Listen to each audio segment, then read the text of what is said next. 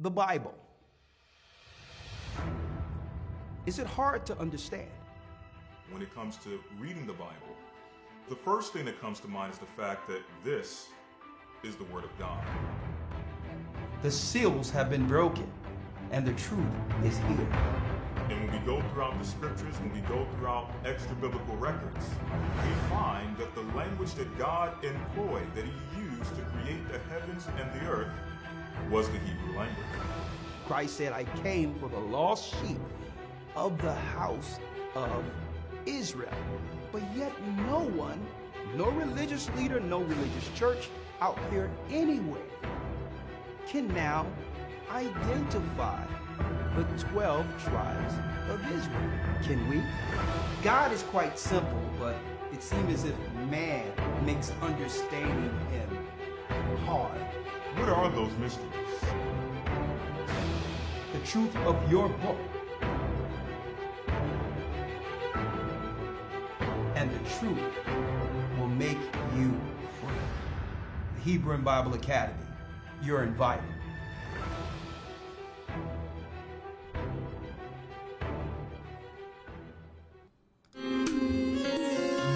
Come on in, come on in. The East is where we're from. Shalom, shalom. The 12 tribes of Israel. Blessings. In 721 BC, the Assyrian king, he took us down, we fell. With the great escape we went through the Euphrates. Good evening. The Lord held the water. Well, it depends on what side of the earth you're on. To a land where no mankind dwelt, we went. The 12 tribes of Israel. So we be Manasseh, the Cubans, Ephraim from Puerto Rico, Naphtali from the Isles of Hawaii. The Lord is calling back Israel. Zebulon from Panama, Gad, the North American Indian. Come on. Simeon, the Dominicans, the highest gathering in Israel. The Most High's Gather in Israel. I'm Elder Ricard Shah, the Gathering of Christ Church, here with our weekly broadcast. Would like to say blessings to my brothers and sisters throughout the four corners of the earth. Shalom. Yes, this evening we will unpack a serious discussion that's well overdue. So many people come into the knowledge of the truth, trying to figure out what's going on in the earth, what side to be on, and how to prepare for this change. The change is what? The end of this world. In preparation, we must be in preparation for the world to come. There's no doubt, brothers and sisters, we're living in the last days, and we're here to edify. We're here to edify. Do us a favor. Please hit the like button. And as I unpack this particular lesson or discussion this evening, we're going to have leaders from different parts of the earth from the Gathering of Christ Church. We're going to have them all come chime in during our Zoom interaction for this very important broadcast this evening.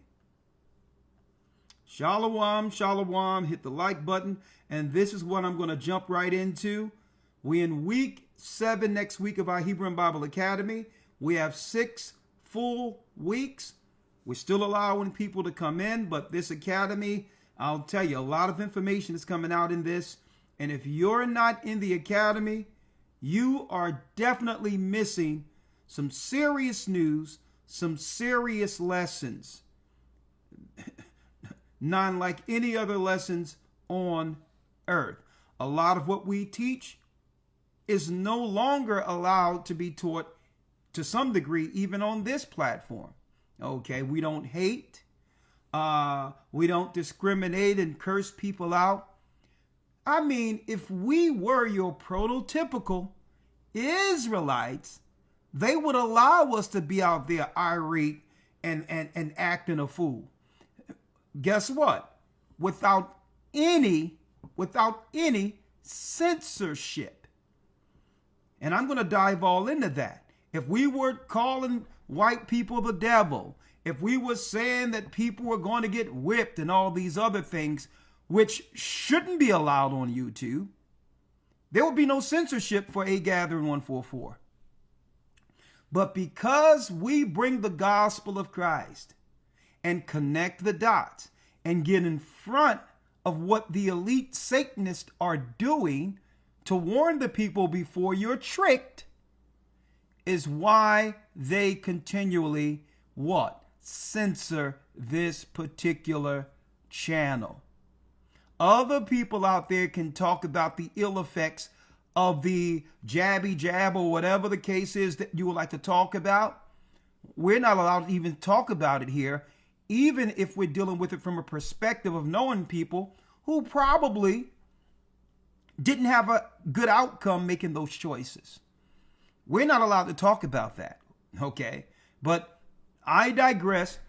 What is the lesson today? And get into the Hebrew Bible Academy. Go to historytimes.org to enroll.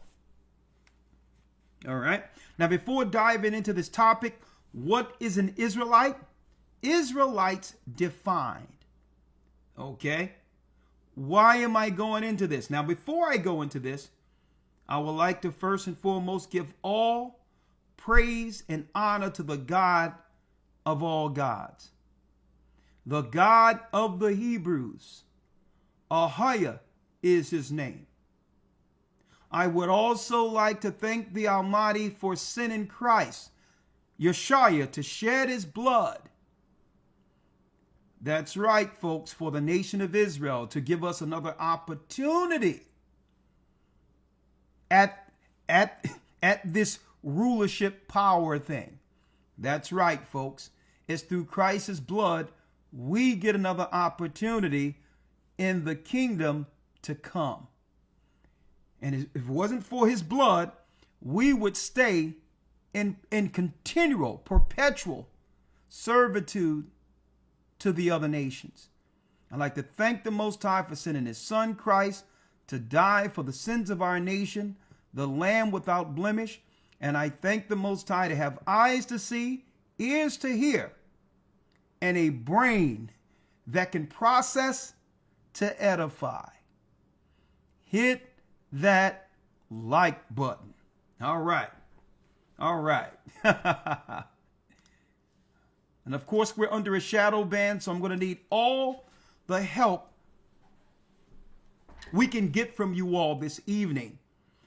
You're going to find out that this particular topic, the way we're going to break it down, will be very, very effective for all of you brothers and sisters who are seeking to get those you care about, your loved ones, to actually understand what this is. Tonight's lesson, make sure you share it to people you've been having an issue explaining the truth to. Israelites, what is an Israelite? Israelites defined, and we must get in front of this. Why? The enemy have shaped the narrative concerning what is an Israelite. The media have shaped a negative image concerning Israelites. What are they, a cult? What are they, crazy? What is it, a religion? What is this? Are they Muslim? Are they Christian? Are they Jews?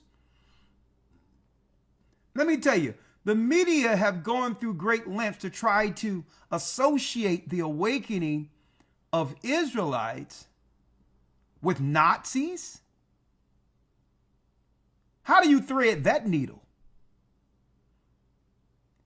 Our people had nothing to do with Hitler. Okay?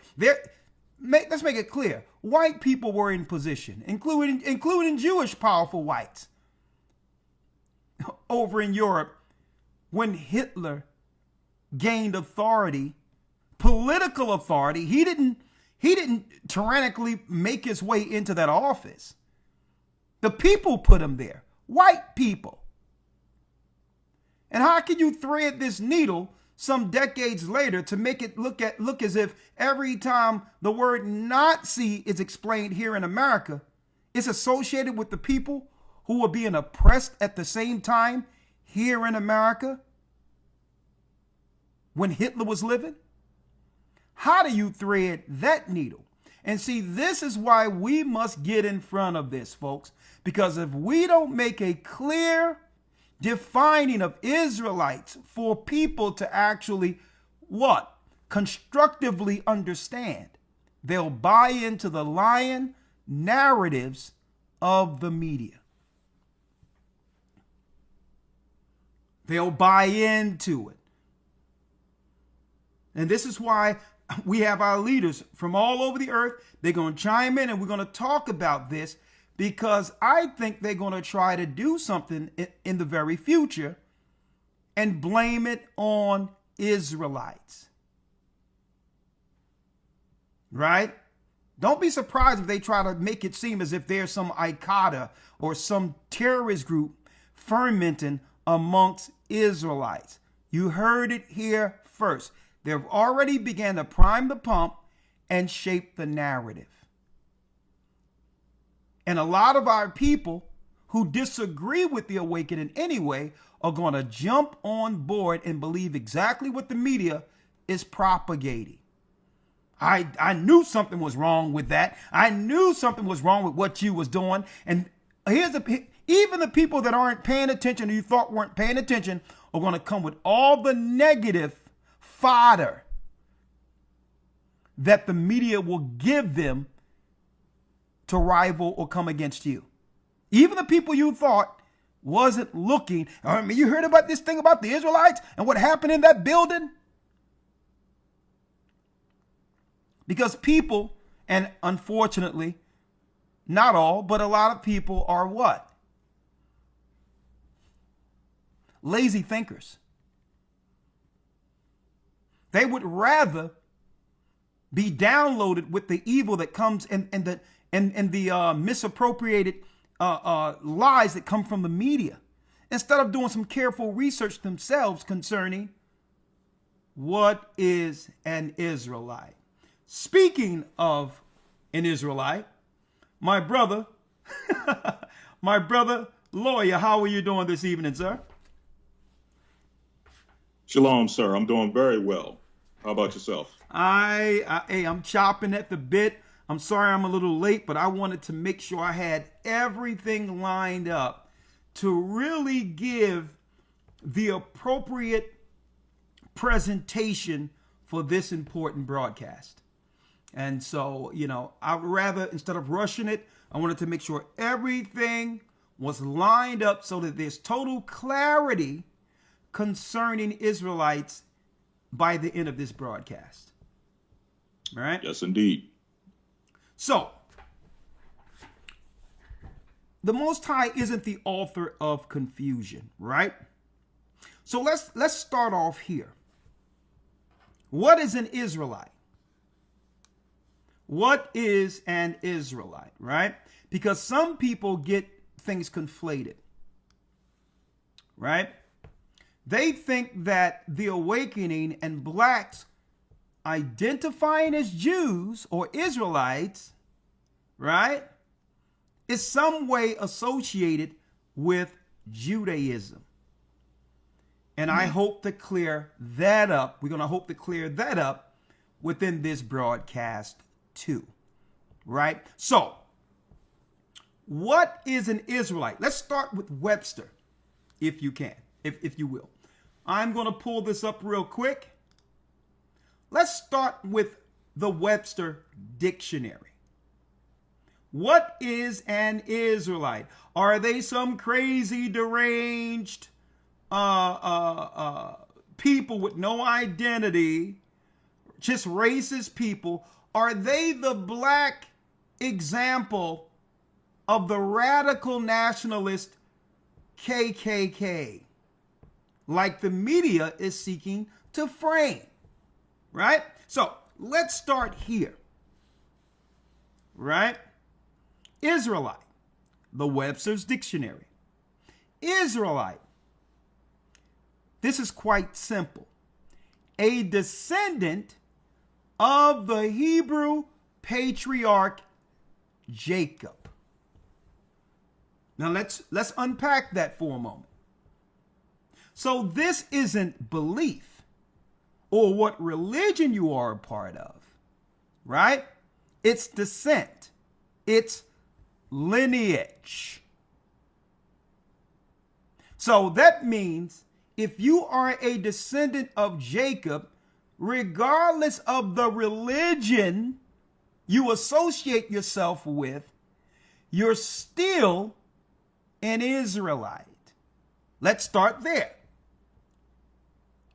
A Chinese person who decides to become a Muslim, and there are many out there, right? There's Chinese Muslims. I've seen them over in Egypt. Folks, they don't identify, they're not Arabs just because they what? They have faith towards an Arab religion or Arab belief. It doesn't change the fact that they're from the families of Japheth. And I think that's what a lot of people get confused. They see the word Israelite and automatically they think, oh, it's a religion thing. They must have been converted into something crazy, right? When really the crazy thing we were converted into through usually force is the religions the Most High is calling us out of. See? So Israelite isn't a belief, right? Israelites are people. That means in order to be an Israelite, you must be from the Hebrew patriot Jacob.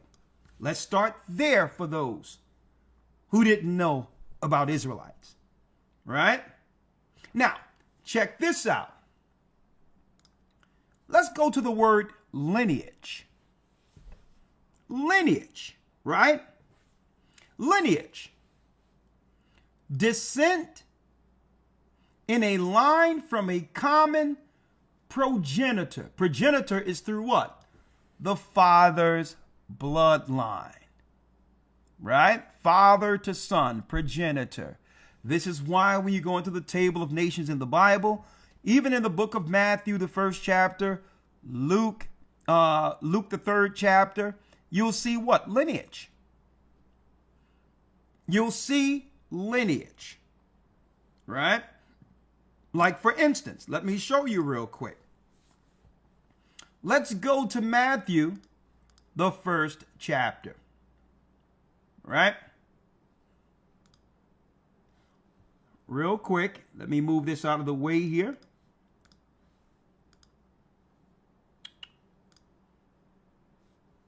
All right. If you will, Elder, let me pull you in here. All right. I'll just keep that there. That's fine. Let's go to Matthew, the 1st chapter. Yes, sir.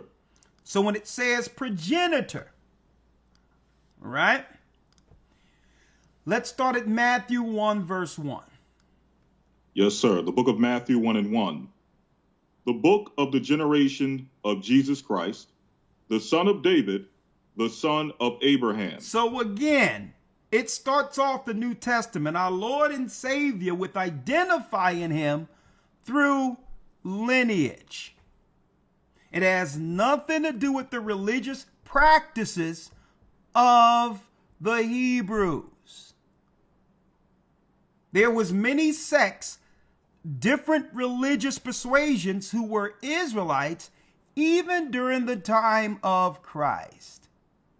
So when you look at it, it says the book of generation of Jesus Christ, the son of David, the son of Abraham. Which means, if you try to identify an Israelite through the mother, altogether, that loses the lineage because it's the man who bear the seed. If you notice today, Jewish people identify as Jewish according to whether or not their mothers are Jewish. And they can do so that way. You know why they can do so that way? I'm going to let them tell you why they do it that way. Because it's really not about identifying with the lineage of the Israelites. It's more so a religious practice among converts.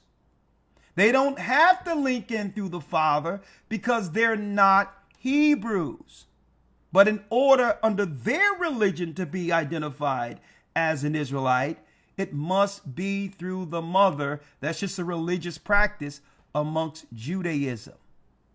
Most people are confused at this, and they think because Jewish people say they're Jews and they read Jew in the Bible, that automatically the Europeans must be Israelites. And we're here to clear it up. Because it's very rare that you will hear white Jewish people state that they're from the bloodline of Abraham, Isaac, and or Jacob. Okay? So as you can see, Jesus Christ, the son of David, the son of Abraham, and it goes all the way down to who? Jacob begat Joseph, the husband of Mary, of whom was born Jesus, which means if Judah did not lose the throne during the Babylonian takeover, before Christ was born, Joseph would have been king of Israel through the lineage. So this is what make Christ king. It's through lineage. It's not through religion. It's not through a belief or a faith system. What makes Christ king is why he's from the bloodline of kings, the bloodline of Judah. Now let's go to Luke 3 real quick. Let's go to Luke real quick. Matter of fact, hold on.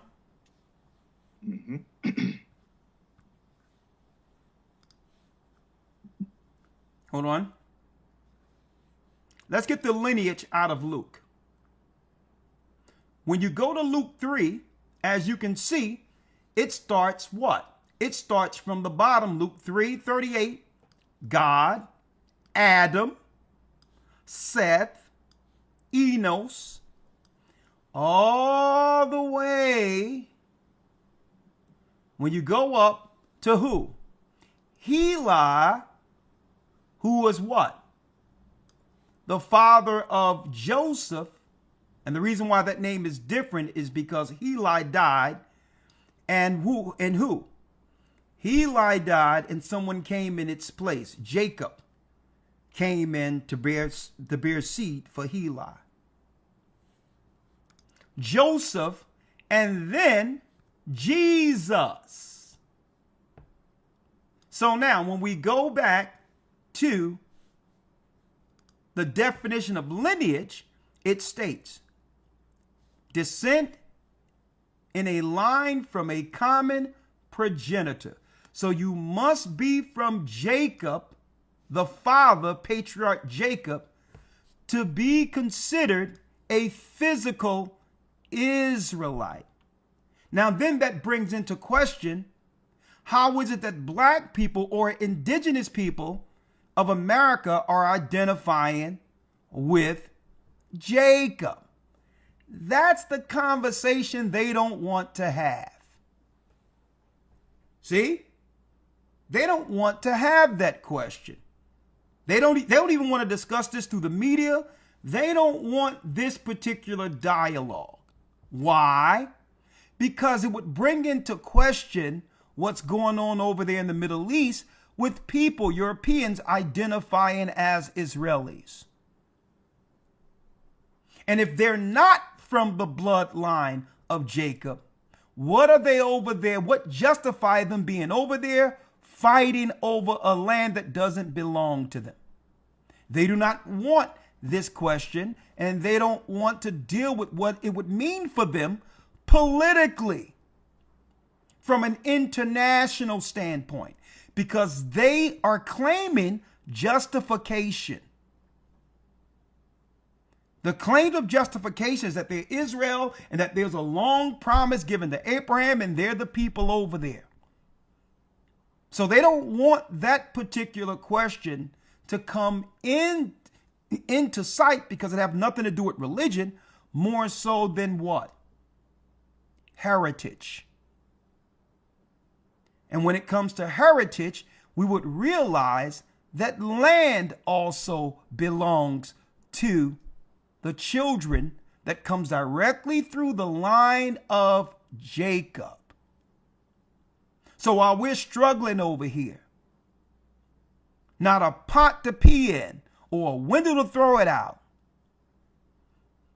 you come to realize when you do the research that we're the people, that's right, who actually own land that was ancient land that was promised, that have nothing to do with Africa. They would rather we identify with Africa. Why? Because there's no inheritance according to the Bible concerning that area. That was a land we ran into running from Roman persecution. The heritage was Israel through the bloodline the whole time. Now, I've unpacked a lot. Now, I've made it pretty clear that Israelites are the people in the Bible, right? We have a lot to talk about this evening. And you must be from what? The lineage of Jacob, right? Now, since they refuse to have this conversation publicly on mainstream television, they'll talk at us and talk around us or talk about us, but will never engage publicly. And that's intentional so that they can shape the narrative. So what I'm going to do is present to you all, we're going to have them come and tell us what is Judaism and what do Jews believe. Got questions? Well, this is fair use for educational purposes only. So let's hear this from a Jewish perspective. Fair use. What is Judaism and what do Jews believe? What is Judaism and who or what is a Jew? Is Judaism simply a religion? Is it a cultural identity or just an ethnic group? Are Jews a clan of people or are they a nation? What do Jews believe? And do they all believe the same things? Hit the like button. Dictionary definitions of a Jew include a member of the tribe of Judah and Israel. Now I need y'all to break this down now. Now you see how it's simple when it comes to lineage and being from the 12 tribes of Israel, from how it should be defined. Now let's see how being a Jew is defined through those within Judaism. Hold on one moment. Someone popped in here. Let me see who that is.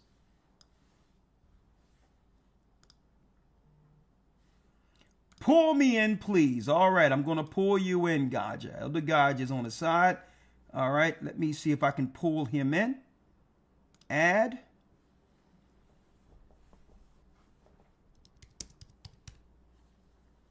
There he is.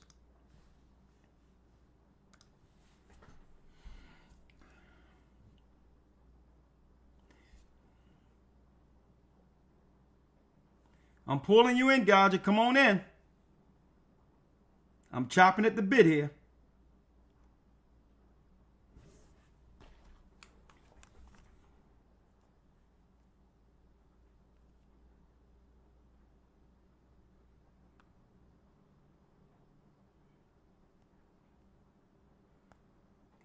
All right, guys, I'm going to give you a couple of more minutes. It's just spinning. Nothing is happening.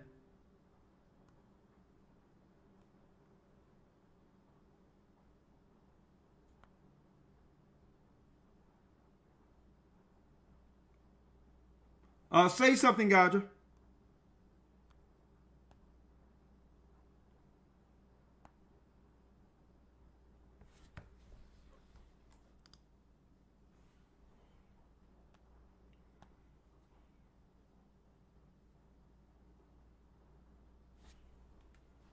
All right, I'm going to try to bring you in once more, Gadja. And are you there?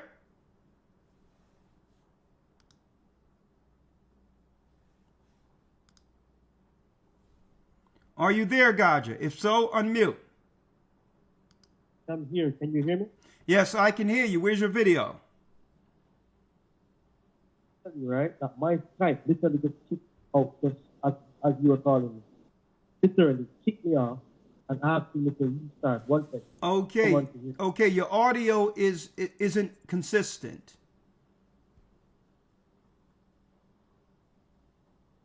Make sure your mic is in front of you, please. Because I'm diving in. I'm diving in. Right here. Well, that's better. Can you hear me better there? Check. Yes, Check, I can hear you. Now move the mic back from you a little bit. All right. Make sure it's Check here. steady. Let me just try. Okay. Move it back because there's too much bass in there. Okay. Or I'd rather you just use the are you using your phone? Yes, sir. Yes. Can you hear me better now? Can you hear me? Yeah, I would rather you use the audio in your phone. All right. Let me come off of this one second. Yeah. Just use the audio in your phone opposed to that. Okay. All right. Sound check. How's that sound? Better? Okay, that's 100% better. How you doing, Gadja? I'm good, Elder. I'm good, man. I'm good, thank you. All right. Joining into this discussion right now. I'm very excited. Okay, I am very excited too. So now we're going into real quick. We're going to figure out here, right? According to Jewish people, what is a Jew? Number one, they say that a Jew is a member of the tribe of Judah. Now, according to the original definition, that is correct. An Israelite is from the seed of Jacob according to lineage. That is correct, right? This I want to identify as a Jew, but what they're not going to do is tell you which of these is the marker or identifier for them as Jews, to conflate the matter. So they'll leave it where it's up to you to determine which of these they come from. Okay. So they are correct. A member of the tribe of Judah. But the people we see over there today aren't from the tribe of Judah. Or an Israelite. They're not Israelites. They're Israelis as what? As citizens of a new state. A new colony created in the Middle East called Israel. But they're not Israelites because Israelites only mean lineage. It doesn't matter where an Israelite lives on earth, okay? It has nothing to do with the land you're on. It's whether or not you're from the bloodline of Israel and or Jacob, right? Let me straighten this out real quick. All right. Do me a favor, God, just center yourself as we go through this, if you don't mind. All right. Now, he's going to identify it, fair use. Israelite, a member of a nation existing in the land of Israel from the 6th century BC to the 1st century AD. Now we need to examine this. See, this is why it's important to know history. A member of a nation existing in the land of Israel from the 6th century BC to the 1st century, which means, think about this. Now it's becoming a little ambiguous. You don't have to be an Israelite, but as long as you were in the land between 6 BC and the 1st century when Christ came on the scene, then you can also consider yourself a Jew? Well, we know that there was an Edomite Idumean conversion in the 2nd century where white people converted into Judaism. Okay? So this includes them as Jews now. So by the time Christ comes on the scene, there's white people claiming Jewry through the Idumeans. Right? They don't mean they're Israelites. They're dealing with a belief or faith system. A person belonging to a continuation through descent or conversion of the... Now, don't allow them to conflate this. A person belonging to a continuation through descent. You can only be an Israelite through descent. But then they throw in something that will allow them to have place within Jewry. Or conversion of the ancient Jewish people, which means you can be a white Irishman or a white German. You can be a white Englishman and convert to Judaism. The same way a black person can convert to Islam and not be Arab. They can convert to what? Judaism and not be Israelite. See this? It's conversion. That means I was something else yesterday and decided to become something different tomorrow. A bloodline Israelite cannot decide to do that. Okay? You are who your father is.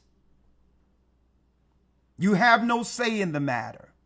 You can't, it's not a belief system. It's a bloodline right. See? Now, why they don't want us to stake claim to that is what we're going to open it up to in a couple of seconds. Why is it that they want us to honor more so the converted Jewish people than the natural descent Israelite people? And I need you to put a marker on that, elders, Elder Lawyer and Elder Gaja, because we need to unpack that. Why more so they would like us to acknowledge those who converted instead of finding the original people of descent. Right? Ancient Jewish people, and one whose religion is Judaism. And hold up now, here's a new one now.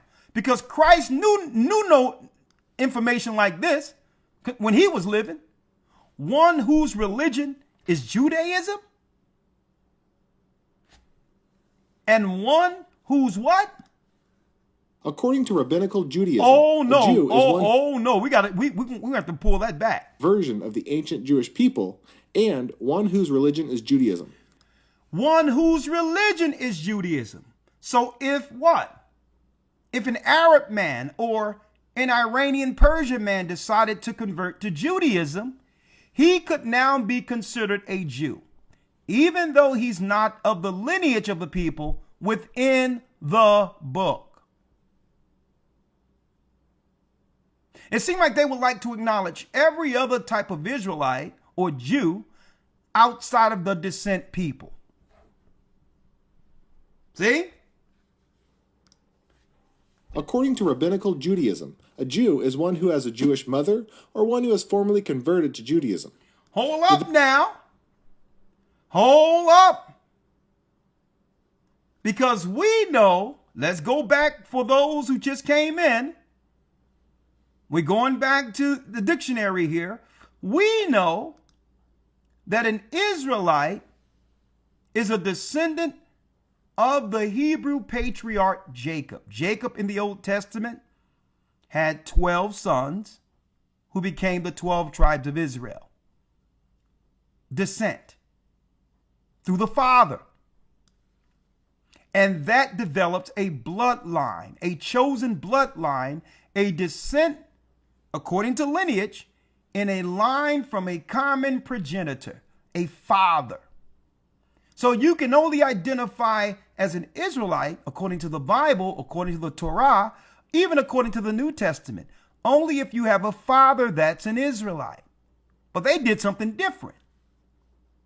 They're telling us that rabbinical Judaism, that your mother must be Jewish or formerly a convert or formerly converted to Judaism. You cannot identify a nation through the mother. How many of how many of you knew this? A Jew is one who has a Jewish mother or one who has formerly converted to Judaism. Leviticus. So you must have a Jewish mother, which is contrary to how you identify the Israelites in the Bible. A woman does not bring forth a seed or a nation. Okay? A woman is like the earth. Whatever seed is planted in the earth, it brings forth. Okay?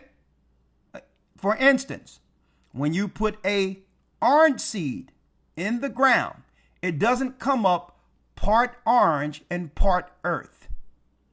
The seed comes out of the soil, and you identify the tree based on the seed. See how that works? So it's impossible to identify Israelites if you are determining who are Israelites through the mother. Because suppose the mother slept with a black guy or an Arab guy. She's still Jewish. And now the child is Jewish with a different ethnicity altogether. Like Lenny Kravitz. And like others who have a white Jewish mother, whatever the case, and may mix with a black man. Okay? Like Drake. Like Drake right now. Right? He identifies as a Jewish person through his mother, even though his father is a different race altogether. Now you see how confusing and conflated that could be if you don't follow how to identify an Israelite according to the Bible. Fair use. 24:10 is often cited to give this belief credibility, although the Torah makes no specific claim in support of this tradition. Hold up. They're using scripture now, Elder Lawyer. Elder Lawyer. Get Leviticus 24:20. Yes, sir. Now, folks, the confusion is intentional.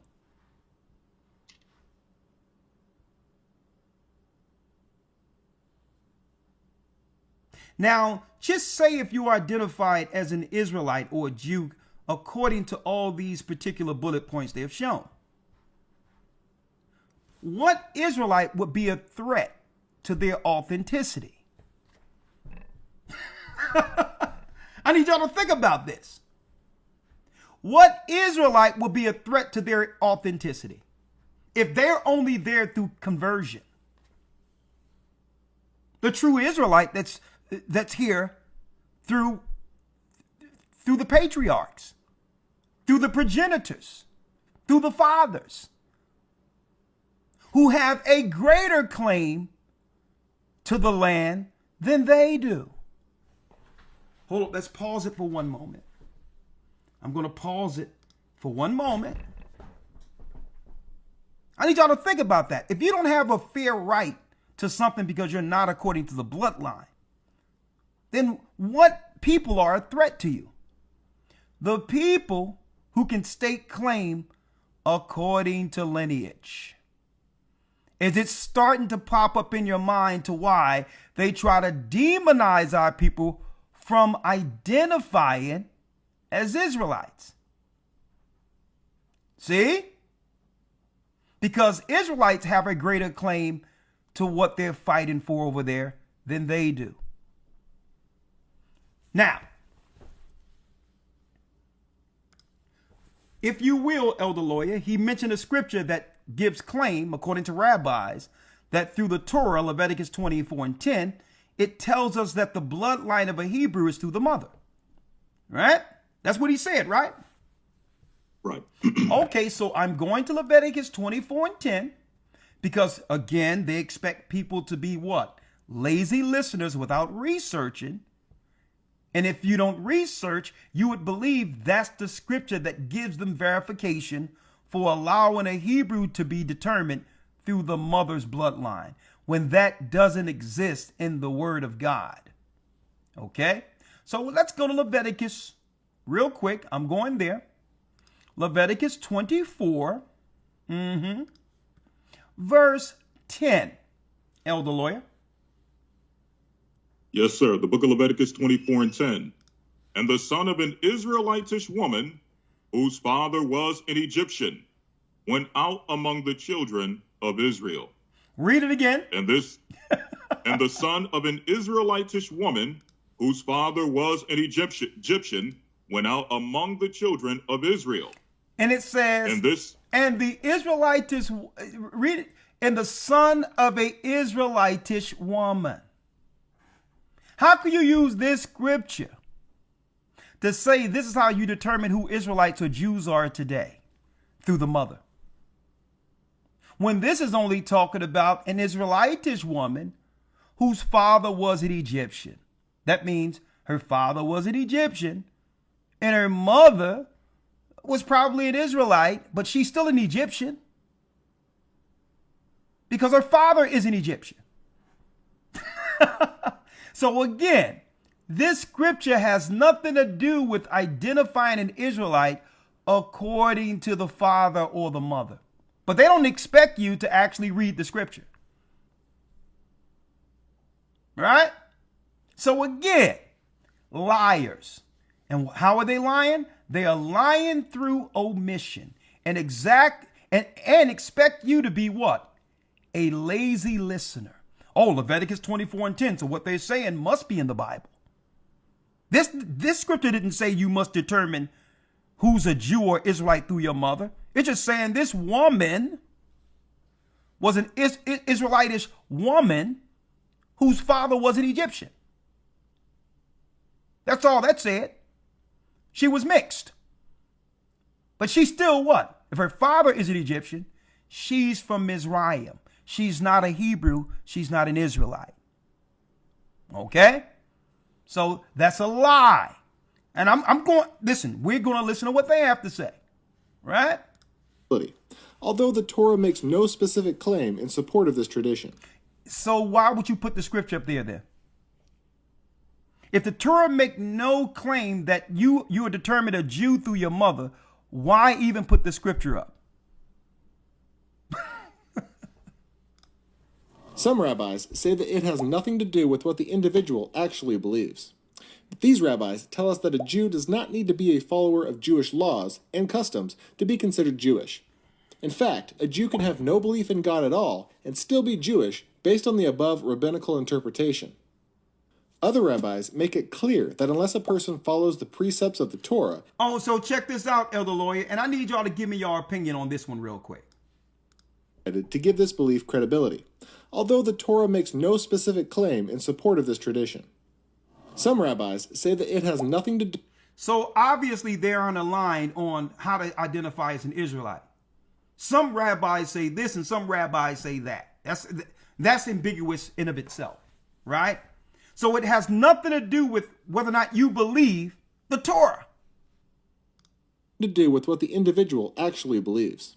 But these rabbis tell us that a Jew does not need to be a follower of Jewish law. And they don't have to follow the law. So they can have Jews who identify Jews who are immoral. Right? They don't follow the laws of the Torah, but yet they are protected politically as if they do.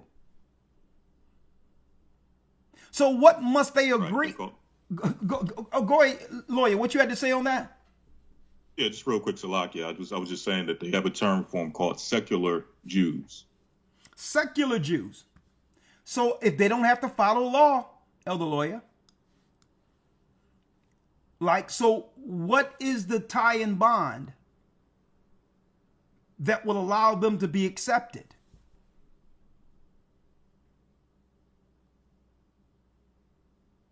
If they don't got to follow laws, because it's through us believing that they are the people of the laws and that they are the people who have a right to Israel is why Christians have backed them politically worldwide with that war over there in the Middle East.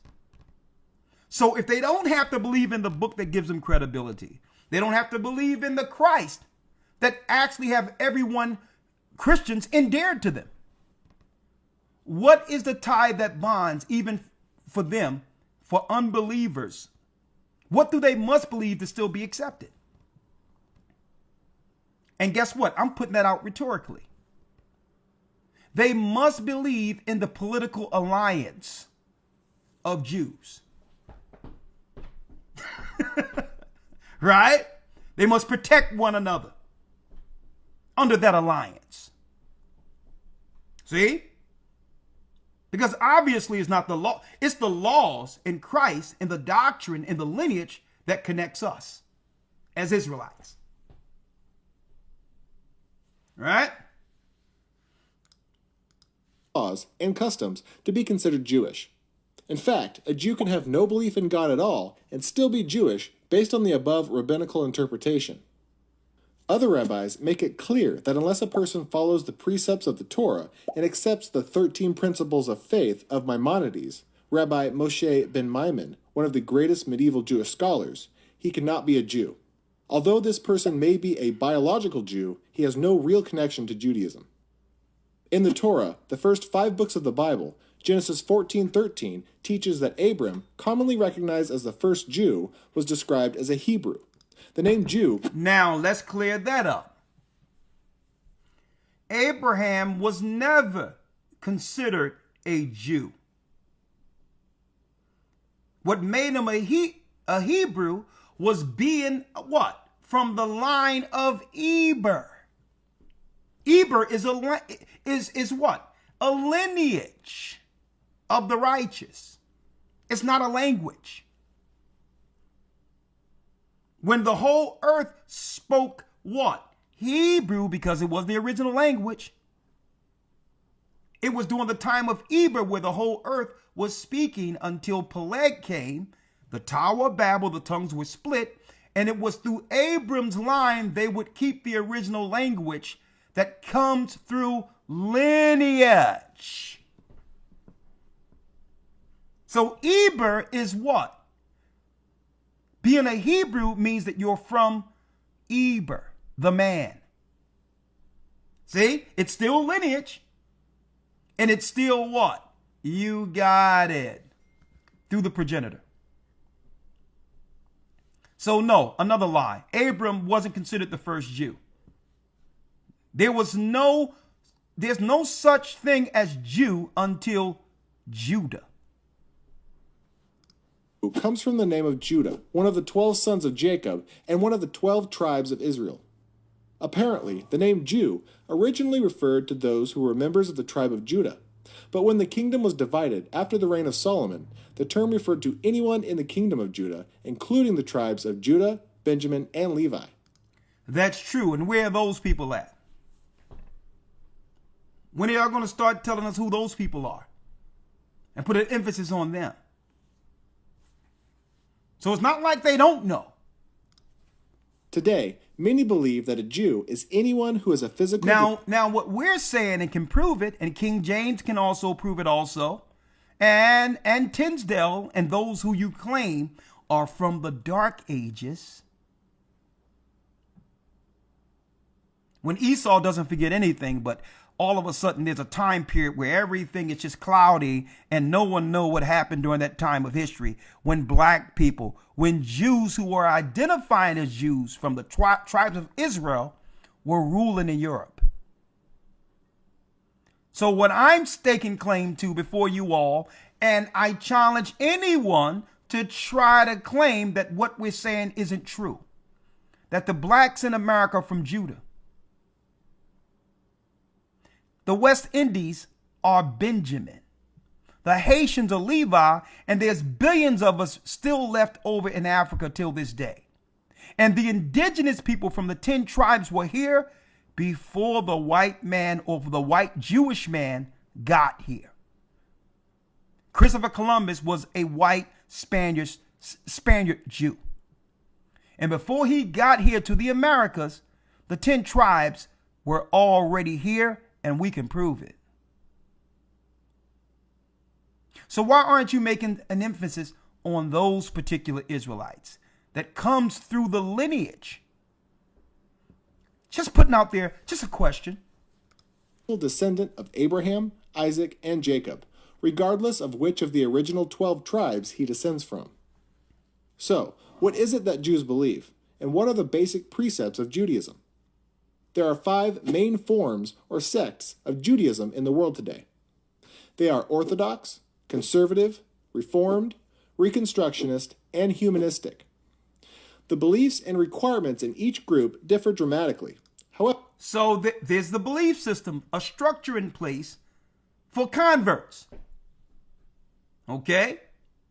Now, we thought the whole time in Christian churches, being black people, we were taught that we were Gentiles and that these white converts were Jews. That's what we were taught. We were taught this by them. We were taught this by them. I know you brothers are waiting. Y'all going to be waiting over in on Zoom. I'm going to bring y'all in a moment. However, a short list of the traditional beliefs of Judaism would include the following. God is the creator of all that exists. He is one, incorporeal, without a body, and he alone is to be worshipped as absolute ruler of the universe. The first 5 books of the Hebrew Bible were revealed to Moses by God. They will not be changed or augmented in the future.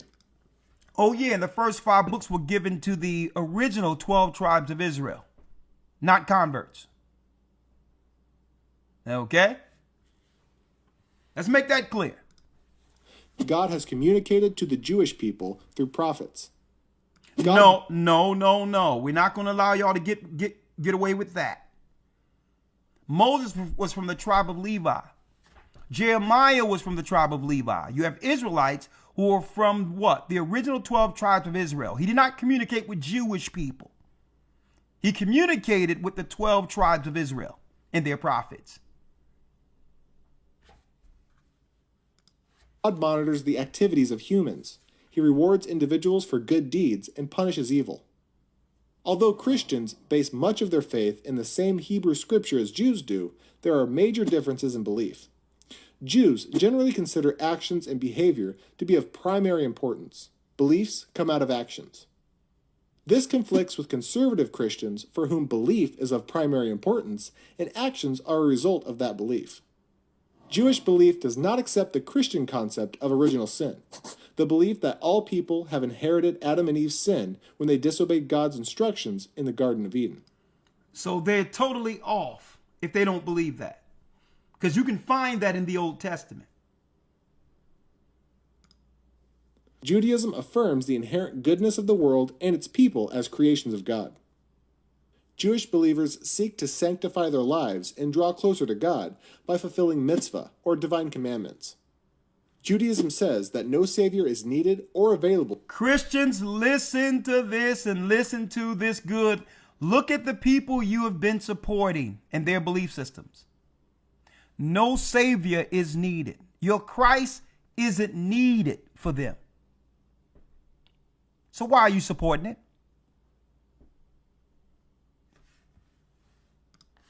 As an intermediary. The 613 commandments found in Leviticus and other books regulate all aspects of Jewish life. The 10 commandments, as delineated in Exodus 20, 1 through 17. That's another lie. The 613 commandments is a lie. It's more a structure that's put in place using the Torah as well as the Babylonian Talmud.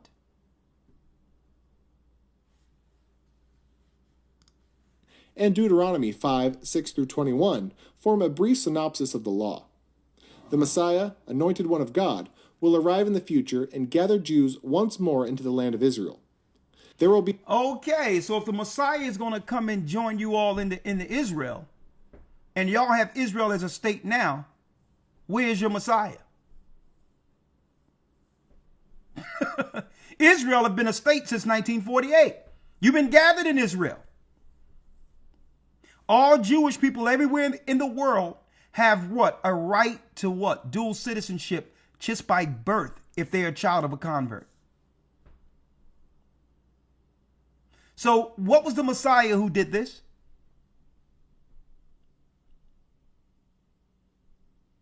See? They're doing this so that they don't have to actually explain to Christians why they're rejecting the Messiah. The true Messiah, which is Christ. If they tell me they're looking for a guy that don't exist and will never return, then that's their built-in excuse to why they don't accept the Messiah. And we're going to talk about that in a moment. Because if they don't accept our Messiah, why should we accept anything that they're dealing with? Right. Why? I'm just asking. Christ is the basis of everything for us. And if they reject him, why should we accept what they believe? Christians?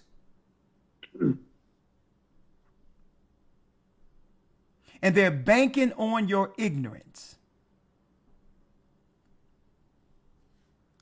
There will be a general resurrection of the dead at that time.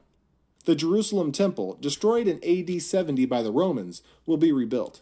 Hold up, by the Romans? What about the Romans who can now convert to Judaism? The same people who destroyed the temple is going to restore the temple?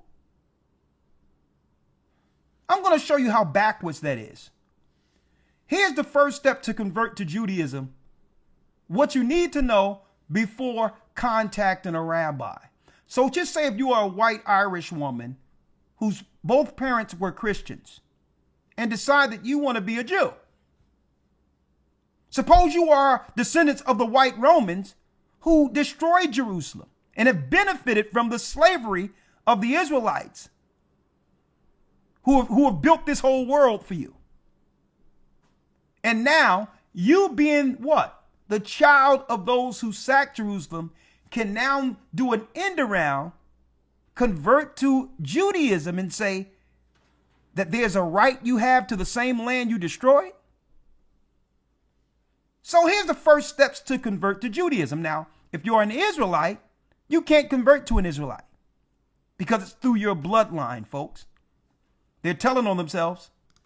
Hey, how you doing? What's up? Welcome to my channel, Jewish Education at Home. My name is Hannah, and I upload videos every Monday and Wednesday about Judaism, about spirituality, different parts, little tidbits of our life as Jews, homeschooling, all different aspects of Judaism. My husband has also a series about converting to Judaism. So let's get started here. What would be the first step to convert to Judaism? And this step comes way before you contact a rabbi, way before you take any concrete actions or concrete steps to actually start the conversion process. Now, why am I bringing this out for you who are fairly new here, brothers and sisters? And believe me, this lesson is going someplace this evening. Why am I bringing this out? Because we thought that they were Jews. We thought that they were Jews. I heard you, Shawan. I'm gonna pull it up in a second. We thought that they were Jews based on the bloodline of their forefathers linking to the 12 tribes of Israel within the Bible. The whole time we were Christians in the church, we thought that they were the people not through conversion, but through bloodline. That's what they would have us believe. Right?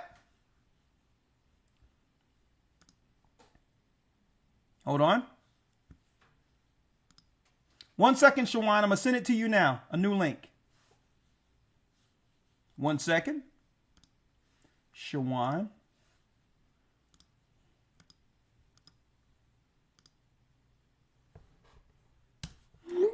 That's the new link, Shawan, for those for the leaders who would like to come in. All right. I'm interested in hearing their perspectives. So there it is right there. So here it is. They made us believe that they were Jews because they were the people of the Bible. Now she's telling us if you are a Roman, a white German who want to switch from Christianity to Judaism, this is how you do it. And that is that you need to have a desire to connect with God. The true God, the one God that created the world. That's who you want to connect with. So you can't connect with that God through Christ? Huh? This process of having a desire to So if you've been connecting with God, who have we been connecting with?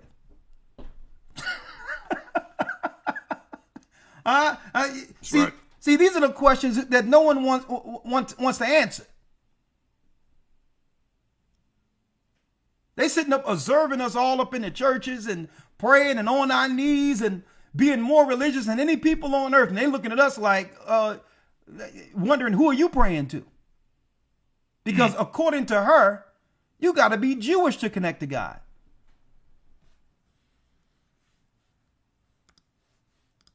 Connect with God, with the one God, can take years. And actually, one thing my husband wants to make sure to say was... What you got, Gaja? No, man, just listening to all of this commentary, man, it reminds me, bringing me back to that first interview that we did with the rabbi. And I think people need to go back and watch that, watch it in its entirety, even up to the end, because what he said in that was profound. And listen, you're thinking about it, man. I was 15 years ago, almost 16 years ago. With me, said, listen, problem here is, that I can accept you as a Jew. Problem is you accepting me as a Jew. And, that in itself, no, man, it's not that nobody that can accept you as a Jew. Tell the people who you are. Tell the people who the real Jews are. You understand me? All of this, going around and talking to the side of your neck. You with me? And just lying, outright lying. So this is outright lies, Everything there is outright lies. You with me? I mean, yeah, I'm with you. And that is the deep thing. And just put out there, I think it should still be up. Just type in GOCC rabbi, not the first one, not the second one, sorry, the first one. Very first rabbi that we spoke to in Peace FM. You get me? Yeah. Because a lot of things were being brought out then that still stand true today. Everything that came out stands true today. With me? Okay, if you are the way to God, why aren't you out there telling everybody how to get to God then? Shouldn't you be doing that? You understand me? Exactly. And I was having this conversation the other day and I was saying to somebody, you know something, you know how it is. With me in Christ. Do me a favor, Ari, I'll go on mute real quick. I'm gonna bring you in a second. Yes, sir. All right, go on. That's why Christ says, I'm the way, the truth, and life. No man comes to the Father without going to me. And the Most High devised it, set it up that way. Because if people could claim the law, saying that they're keeping the law for God, then what would be the purpose of Christ? What would be the purpose of having the Messiah? Get me? Yeah. And the Most High set it that way. So you can be out there keeping 613 laws, 650 laws, whatever you want to call it, and do it. But if you don't have the Messiah, if you don't have Christ, then you have a problem. Then there's a problem with you and your sanctity and your salvation. You get me? Yeah. So, listening to this stuff. Go ahead. Come on. No. And I want to make it clear. We don't have any problem with how Jewish people or any other people choose to exercise their faith and or religion. That's their walk. So we're not here to get in the way of this. What we're here to do is we're here to cut the confusion, because most people conflate Israelites with what Jewish people believe without even knowing what Jewish people believe. Right? So what we're trying to do is we know that this is something that we would never agree with. But all in all, they got so many people out there thinking that what Jewish people practice have something to do with how the people in the Bible practiced, our forefathers practiced. And there's a clear difference between Israelites and those who have converted to Judaism. And that's what I wanted to make clear. Go on. Just real quick, Elder. Shoot me that link for the Zoom. I'm gonna come off Skype. I'm having issues on this side, and I don't want to miss anything that's been said. Let me just jump over to Skype. Someone can hear me. Just shoot me the link to the Okay, so this Zoom. is what I'm gonna do in the chat you in right now. If you will, right? I'll put the link right there in the chat. You can come out of that right now, and I'll bring you into Zoom. Okay, let me do that right now. You go to the chat at the bottom, and you just and just copy that, but make sure you let yourself out of Skype first. Yes, sir. All right. So now, all right, we got Elder Lawyer here. We have the elders there. Right? So again, being an Israelite have nothing to do with being Jewish and or one who convert into a particular faith. I wanted to make that clear. Now, let's finish hearing what the white woman who is a convert is telling people how you can now become Jewish through conversion. Was that the longer it takes, the stronger your foundation is when you actually do start the process. So rabbis will determine when you're Jewish, okay? White rabbis who are converts themselves. Of conversion. But you also don't want to wait too long, because then it just kind of drags out and it could cause frustration. But I think you would understand when the time is that you feel like, okay, I've connected to God enough. It's time to take the next step. So that's the step I want to talk about, is this desire to connect to God and learning about Judaism. And now, this is all emotion she's dealing with. 9 times out of 10, this is how they're going to get women to convert into this. It's how you feel, the connection with God, as if you going to church didn't suffice. So this is all emotion right here. But I wanted to bring out the fact that the people in the Bible you can't convert to. You must be from the bloodline of those people. That's what I wanted to mention. Now, I want to show this real quick, right? What do we have here? Well, the same way white people can convert into Israelites and they're not Israelites, is the same way black people can convert into Islam and aren't Arabs. So you can have an Israelite who's from the 12 tribes of Israel, right? Who through faith can join a religion that has nothing to do with their forefathers, which means what? They're Muslim through faith, but they're still Israelites through bloodline. You can have a Christian who convert to Christianity, who from the 12 tribes of Israel, if they came in slave ships, or they're from the indigenous people who were conquered. They can be converted into Christianity. Their faith is Christianity, but their bloodline is Israelite. It have nothing to do with what religion you're following. And that's what we're clearing up this evening. So when you come in and people try to ask, well, what is an Israelite and all this, they'll go online and the haters and convert will put things out there that would make you believe that being an Israelite is a crazy person. But yet they won't do this for Jewish people. They won't do this for Arab people. They won't do this for anyone except our people who begin to self-identify. And that's what they fear. The self-identification with us linking back to our God, linking back to our laws to stake claim to what's rightfully ours.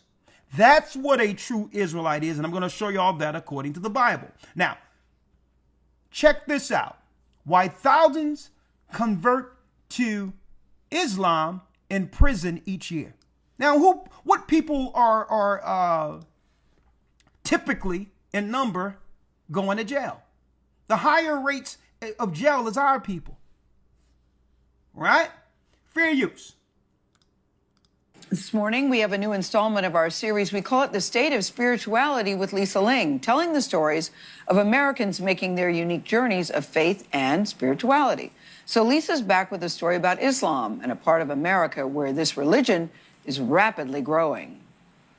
So this is where it starts for us. Most days, Rami Nassour heads to the post office to check his mailbox. Wow, that's a lot.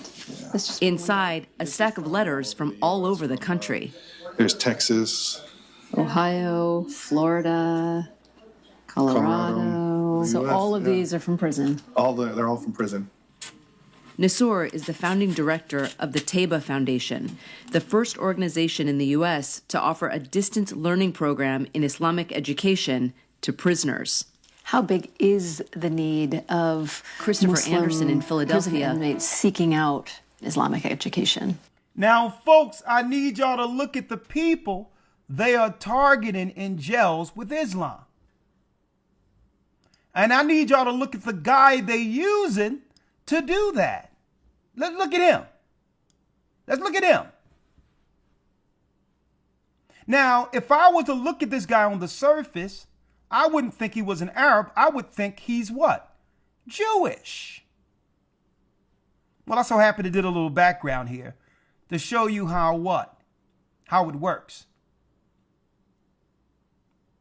How it works. You can be Jewish and convert to Islam. And now you can be in Islam and go and convert people in prison to Islam who are Israelites. So again, your belief and your faith have nothing to do with whether or not you are an Israelite. Right? I wanted to show that. Hold on. Real quick. 1 second. Let me see here.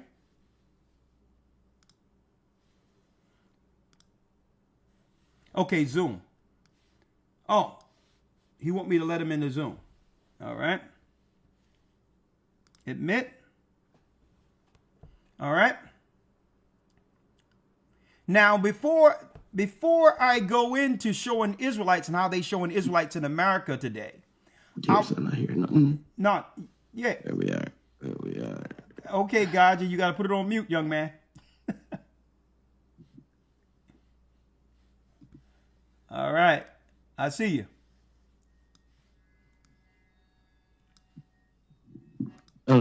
Yeah, you're there. Mute. There you go. All right. All right. Let me bring in the elders real quick. The elders, a few elders and bishops of the Gathering of Christ Church. Let me bring them in through Zoom. Real quick. Zoom, zoom, zoom. Where are you?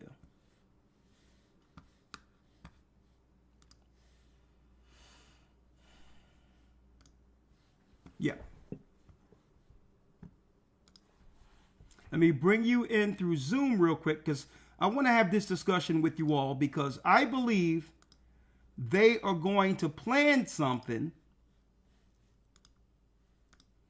that's going to make it where Israelites will become the new so-called face of terror in the United States.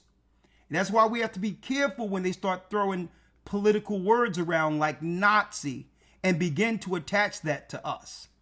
Okay, hold on. Let's see here. Zoom. All right, there you go. That's Gaja. All right, first let me bring in a few. Elder REI, if you can come on in and unmute real quick. Shalom, Elder. Shalom, how you doing, young man? Good to see you. Yes, sir. I'm doing all right, sir. I'm doing all right. Just listening to the broadcast. Okay, is there anything you wanted to chime in? Because it's about to ramp up when I start showing the Israelites in a moment. But thank you for coming in. Anything in particular that you wanted to bring out or talk about before I jump through these hurdles here? No, sir. I just came in listening, and I was listening to Gaja and yourself. I just came in. I just remember Psalms 50:5 where it says, "Gather my saints unto me, those that have made a covenant with me by sacrifice." We are the only people who have done that. So, those people, the sacrifice that they're doing is unto the devil. You understand? And like you said, a lot of people try to equate us Israelites with all of these extremist groups and hate groups, but one, we're not racist. I don't know what Bible people are reading where other nations can't be saved. We just don't preach that doctrine, that message. And you know what I mean? We don't hate people, even though God says, I love Jacob and Esau have I hated. That's what he does. You know what I mean? And we just don't preach that message. You know what I mean? So we're trying to help people in our community. And you know what I mean? We just preaching the gospel of Christ. It's very simple. So like you said, I understand that they're going to try to paint us as extremists and terrorists. And so I think this is a great show that you guys are bringing out tonight, just to take that image away from that they're trying to paint over us. I know Kanye is out there wearing these hoodies, and it's almost seemed like I don't know where he's going with this stuff, but he's kind of like because you just said the word Nazi, but it's almost like he's doing some of these things and not even knowing that they may use that against us too. So, well, you know what? I'm going to show you how the Spirit of the Most High work. Yes, sir. Because in the midst of all of this, guess who I had up on the queue next? Who was that, sir? Kanye West. Oh, well, that's a blessing. No. I need you to check out why I have it up here, though, but it's different, right? Okay. Because first and foremost, Kanye West is an artist, right? I don't agree with how he go delivering his artistic messages politically. Yes, sir. Right? But it ain't about agreeing or disagreeing when it comes to art, right? When you look at a painting, right, that's abstract, there was a message the painter was actually trying to convey that most who understand the art will actually get from something that look like squiggly lines or whatever the case is. So yes, sir. I'm able to see what Kanye West is doing beyond how the media is trying to portray him from an artistic view. Yes, sir. Right? And I'm going to put it on the screen for everyone because it falls right in place to where things are going. And I believe you quantified it by actually asking that question, right? Yes, sir. Real quick, right? Here is an image right here. Here's an image right here of Kanye West. Right? Now, check it out.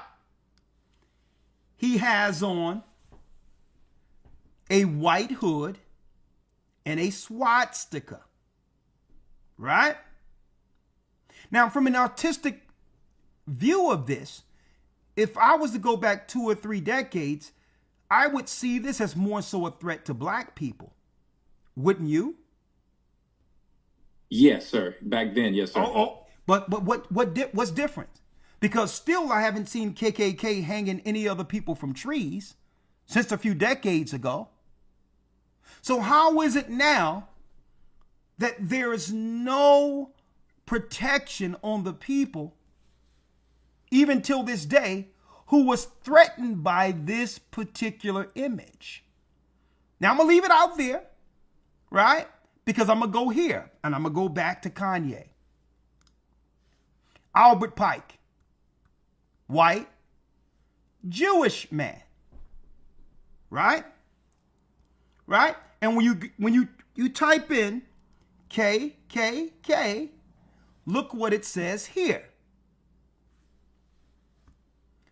When the Ku Klux Klan was revived in 1915. Now, what was going on with black people in 1915? Total segregation, racism, we were being hung and all that in the South, all of that. When the KKK was revived in 1915, there even existed an Albert Pike Klan. a local chapter of the organization based in Illinois. In 1971, Alan W. Trelease published White Terror, the Ku Klux Klan conspiracy and Southern Reconstruction, and claimed that the office that Pike allegedly held in the KKK was not mentioned in the prescript, the Klan Constitution. However, the office of Grand Dragon, which Davis claims Pike once held, is explicitly mentioned in 1867 Klan Constitution. At the same time, Trelease noted that Pike may well have affiliated with the Klan. So black people have nothing to do with the organization of the Ku Klux Klan, the financing behind the Ku Klux Klan. And a matter of fact, we suffered, many would say, they were the example of Hitler on us in America, as Hitler was to the Jews in Europe. So now, going back to him. So how is it that now when we see Kanye West in a white garb, right, that was threatening primarily black people here in America, how are we looking at this as something that should be looked upon as an attack on a different group that haven't suffered the same here in America as we have? See? Yes, sir. It was, you know what Kanye is showing? This is what white people created. And you know what he's showing? All the negative in me is what you've created also. And now after creating something, you're going to now, after you created this to destroy us, you're going to now make it as if it's something, it's an attack on you. Mm. When your media and everything continually to denigrate and attack us. That's what he's showing through his artistry. The hypocrisy. Shouldn't black people be more up in arms than any other group concerning what Kanye has on? When we were hanging from trees by these same people dressed like this? So then again, what have happened to black people now? Where we allow others to come in and feign victim when this is the image that destroyed us. So check this out. Fair use. I mean, this is him doing, Ku Klux Klan imagery with swastikas and so on. It's so brazen. It's so taunting. And you talk about people who are directly attacking people. He's directly attacking Jewish people when he does this and making them feel extremely uncomfortable, extremely threatened by this. You notice Piers Morgan jumped right over us? Shouldn't what Kanye West have on more so be offensive to the black people who are hung by trees, hung on trees by people dressed like this? Boy, I'll tell you, they are exposing themselves. Hey, but Elder, check this. Hold on. Go ahead, Gaja. Yo, the swastika is not even, it's Indian, it's East Indian, the swastika. It's East Indian. So what the hell? Because believe this don't make no sense. It's the swastika is East Indian, and it goes back to an Aryan doctrine that was carried over. So this is foolishness. You get me? And Piers Morgan is a plant, and this is my opinion. He's a plant out there in a media. Well, I don't want to make alleged unproven things because we're on YouTube, right? Okay. All right. But like I said, yeah. But let's hear this because you got to hear this all the way. He's going to expose himself right here, right? He's going to expose himself without us even saying that he's a hypocrite, because he's up in arms with this particular uniform. Not first saying, well, shouldn't black people be offended that many were killed by those dressed like this? And the majority of people that was dressed like this were what? Not alleged. They were government officials, politicians, judges. These were prestigious, educated people hiding behind the sheets, undermining our progress from one generation to the next. Right? Police, teachers. Exactly. So this was the politics of undermining the growth and the prosperity of Judah here in America. But why isn't Piers Morgan dealing with the threat that this image have always had? It was actually created to destroy Judah here in America, black people. That's what they were wearing the sheets for. I mean, this is him doing, Ku Klux Klan imagery with swastikas, and so it's so brazen, it's so taunting. And you talk about people who are directly attacking people. He's directly attacking Jewish people when he does this and making them feel extremely uncomfortable. And he got the right one. You can say what you want about Candace Owens. This Benjamite woman is cold when it comes to understanding the media game and how to articulate herself. And I'm talking about as witty as they come. You talking about a spook that's sat next to the door. He got the right one, trying to get her to turn on her friend. Check it out. Extremely threatened by this because he's got 32 million people following him on X alone. His social media firepower to galvanize hate against the Jewish people is being laid bare, isn't it, in real time? Just a question for you. When you saw the Klansman hoodie, why did you say taunting against Jewish people but didn't mention anything about black people? Yeah, but it's just interesting that of the two things you chose to lean into Jewish people and not to speak about what the Klansman hood represents. Well, both. Let's say both. I mean, they're both, the Nazis and the Ku Klux Klan were both despicable people who targeted certain members of society and wanted to cause them enormous harm, if not kill them. And that's why people are finding what he's doing. That, like, when I saw the image, I thought you were going to say something about Black America and maybe speak about the fact that Kanye's black, but you just instantly went to accusing or speaking about how Jewish people felt about it. I think that's interesting. I just find that response to be interesting. He's literally selling swastikas. Yeah, Piers, okay, so a black man, he can't put on a hood and a racist hood that represents hatred against another people. But Jewish people can put on those hoods with no issue. It wasn't just white Christians with the KKK Klan and uniforms on back then. So is there a double standard? And I'm going to talk about this with the leaders in a couple of seconds. Like, how is it that there's no rules for one side, but we're held to all these specific political lines on this side? Check it out. If you would like to provide commentary on, if you want to provide commentary on Ye, I have maintained I'm not going to participate in Judas culture. I don't believe in the emphasis that has been placed on me, knowing that I have a personal relationship with him. She's not going to participate in Judas culture. See how the media would try to get other people to Judas our own. But they don't do that to themselves. You notice that? They'll just stay quiet when it's one of theirs operating like that. But they're not going to Judas them. And publicly ostracize that person before the world. They're not going to do that.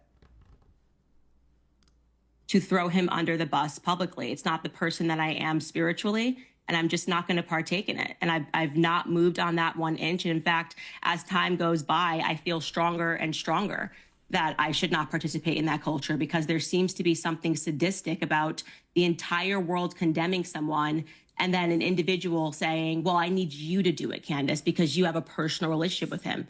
It's strange. We're going to move on. And I wasn't even aware you didn't want to talk about it. Any person in the entire world that will come onto your platform and say something about Ye. No, honestly, it's not that. Honestly, I've got to you. No, Candice, I've got loads of things I want to talk to you about. It's not all about Ye by any means. I just know you know him, and I know him a bit, and I'm horrified by what I'm seeing. And I just think, I think it raises a lot of issues. One of which is just on a wider point, whether anyone who's got that kind of following should be able to be so brazenly anti-Semitic, putting swastikas on, saying he's a Nazi, and so on, whether anyone should be allowed to do that. Saying hold up. Saying he's a Nazi. Now you see what they're subtly doing through the media, right? They're programming us to believe that one of us can actually rise to the level to threaten anyone like Hitler did over in Germany. How dare anyone try to claim the victims as Nazis in the United States when we've been victimized by them? By all of them. Don't matter their religion or what they've converted to. All of the white imperialists had their turn destroying us here in America. And now they're going to put a label that happened between white people on the victims here in America. Are we going to allow this? Go ahead real quick, God. I got a couple of things from that just then, Okay. I can't believe somebody with so many followers on X is allowed to be openly anti-Semitic. That's censorship. Who cares how much followers you have on whatever platform? One. All right. Now let's go the tapes of Hitler. All right. And this is not me and not anybody from the Gardner Christ Church. The tapes from Hitler speaking are translated into English, and you can go and listen to them and what he was actually saying. Hitler wasn't calling and no deaths for no people. There's no tapes and that recorded. He was saying that some people have come into the country and have infiltrated the highest office, and that's not right. Pretty similar to what you hear going on. With these world leaders right now within Britain. Britain saying the same thing. So people coming in from other countries infiltrated the highest office. You get me, which is not right. You're hearing that rhetoric. That's what Hitler was saying. You understand me?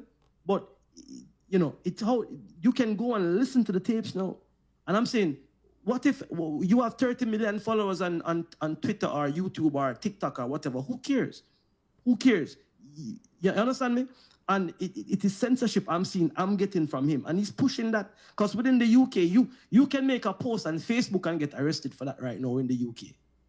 Did you know that, Ella? So what he's doing is bringing that same type of spirit over here to the United States to make it a crime to actually have an opinion. And guess what? Even if you disagree with what I'm saying, I have the right to say it. That's what they're pushing, because Europe is like that right now. You can, if I make a post on my Facebook, right? Yeah. And somebody sees my Facebook and is offended by it, they can send police to my house. There's videos all over YouTube right now with people getting police turned up at the house for Facebook posts. You understand me? And that's what the UK is highly censored. You understand me? Like full censorship. So he's putting that, I can't believe somebody with that many followers. You understand me? Yeah. This is the whole thing. And talking about something that happened. And check it. I keep hearing that rhetoric. The Nazi, the Jewish people and all that, right? I keep hearing that. That's a strong rhetoric. But nobody's speaking about the Holocaust that the children of Israel went through, the blacks, Native Indians, so-called Hispanic, that we went through. You understand me? Nobody talking about that. Nobody talking about. So actually, when it comes to victimhood, they have sucked all the air out of the room, and if there's any victim, it's going to be them. It must be them. They can be the only victims. This is crazy. And Pierce, and this I'm hearing this rhetoric from Pierce and a lot of interviews he's doing, as it relates to what's going on over there in the Middle East and his alignment and what he thinks and what was going on with Germany and Britain. And Britain, somebody asked him recently, how can you say Britain won the war when Britain now has no freedoms? There's no freedom in Britain. What were they fighting for? And he said, at least we don't speak German. And the person like, yo, listen, if you spoke German, at least you'd have freedom. You'd have your freedom intact. You can't speak in English. Because England is under tyranny right now. Now, I don't want to go too far, just focusing. I'm with you on Pierce because I want to show something real quick. But I'm going to bring you back on this, right? Thank you, Elder. I'm here. Good point.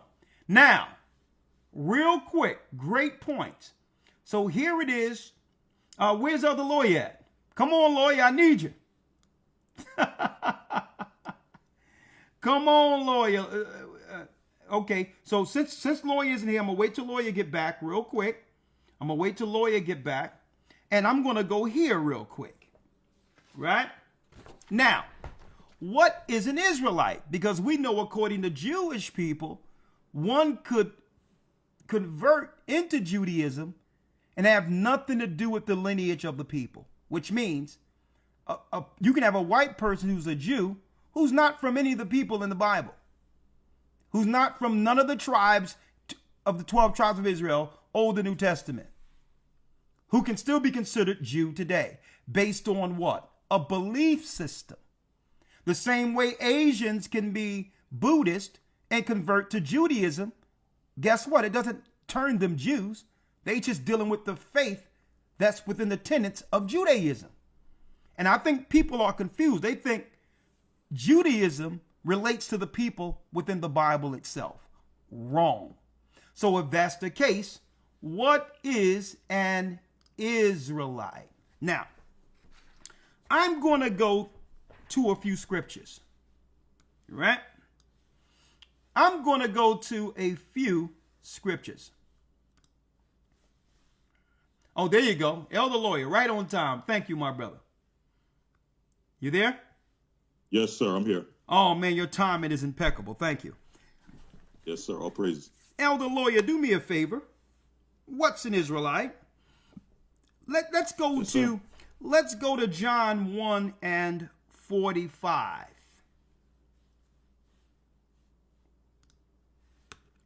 John 1, 45. So it seems modern day Jewry or media would like to focus on converted Jews and ignore altogether the people of lineage. All right? Let's go to John, New Testament, mind you, for you Christians out there too. Because a lot of you think when you see a brother or sister converting or coming to the knowledge that they're Israelites, that they have converted into some crazy religion, not realizing they found their bloodline. They have found the lineage that was lost, the lineage that the Gentiles detached from them through false education. Okay? So when you find out you're an Israelite, it's not what? It's not a religious conversion. You found your lineage. Okay? Like if a Chinese person, just say, and I could use it, let me use this metaphor real quick, Elder, real quick, and then we're going to read it. Yes, sir. Here's a metaphor, or better way, not a metaphor, an analogy. If a Chinese person was adopted as a child by two black people and was raised in black culture, they would believe in their normalcy bias would be towards black. They would dress like black. They would think they were black. Now, suppose the parents told them that where they came from doesn't matter. And really, no one knows where those people are anymore. And one day, while this child grows up, leaves from amongst the area where all black people are, go to a mall and see Chinese people and begin to relate to them concerning that Chinese child's history. The person goes back to China and realizes, I'm not black. I had a heritage history, and a culture the whole time. That has nothing to do with what religion that child was a part of. And that's the piece they're trying to keep our people from understanding. When you find out you're an Israelite, it have nothing to do with what your belief or faith system is. You found your history. Period. All right? Now, what is an Israelite? Well, in the Bible, John 1:45, let's read this, Elder. Yes, sir. St. John 1:45. Philip findeth Nathanael, and saith unto him, We have found him, of whom Moses in the law and the prophets did write, Jesus of Nazareth, the son of Joseph. The son of who? The son of Joseph. Through bloodline. Read. And Nathanael said unto him, Can there any good thing come out of Nazareth? Philip saith unto him, Come and see. Jesus saw Nathanael coming to him and saith of him, Behold, an Israelite indeed. A what? In whom is no guile. A Israelite indeed, in whom is no guile. Christ identified Nathanael as an Israelite. And the pure version concerning righteousness and virtue when it comes to one who would do what? Stake claim to that particular title. Israel means to be a prince of God. See? So he was walking in that princely aura and that power of righteousness. Even Christ had to recognize that, okay, this is what a real Israelite is. So how is it today when we hear Israelites, it's something negative? When Christ identified in the Bible Israelites with positivity. Y'all see that? Y'all see that? Now, if you will, Elder Lawyer, now let's go to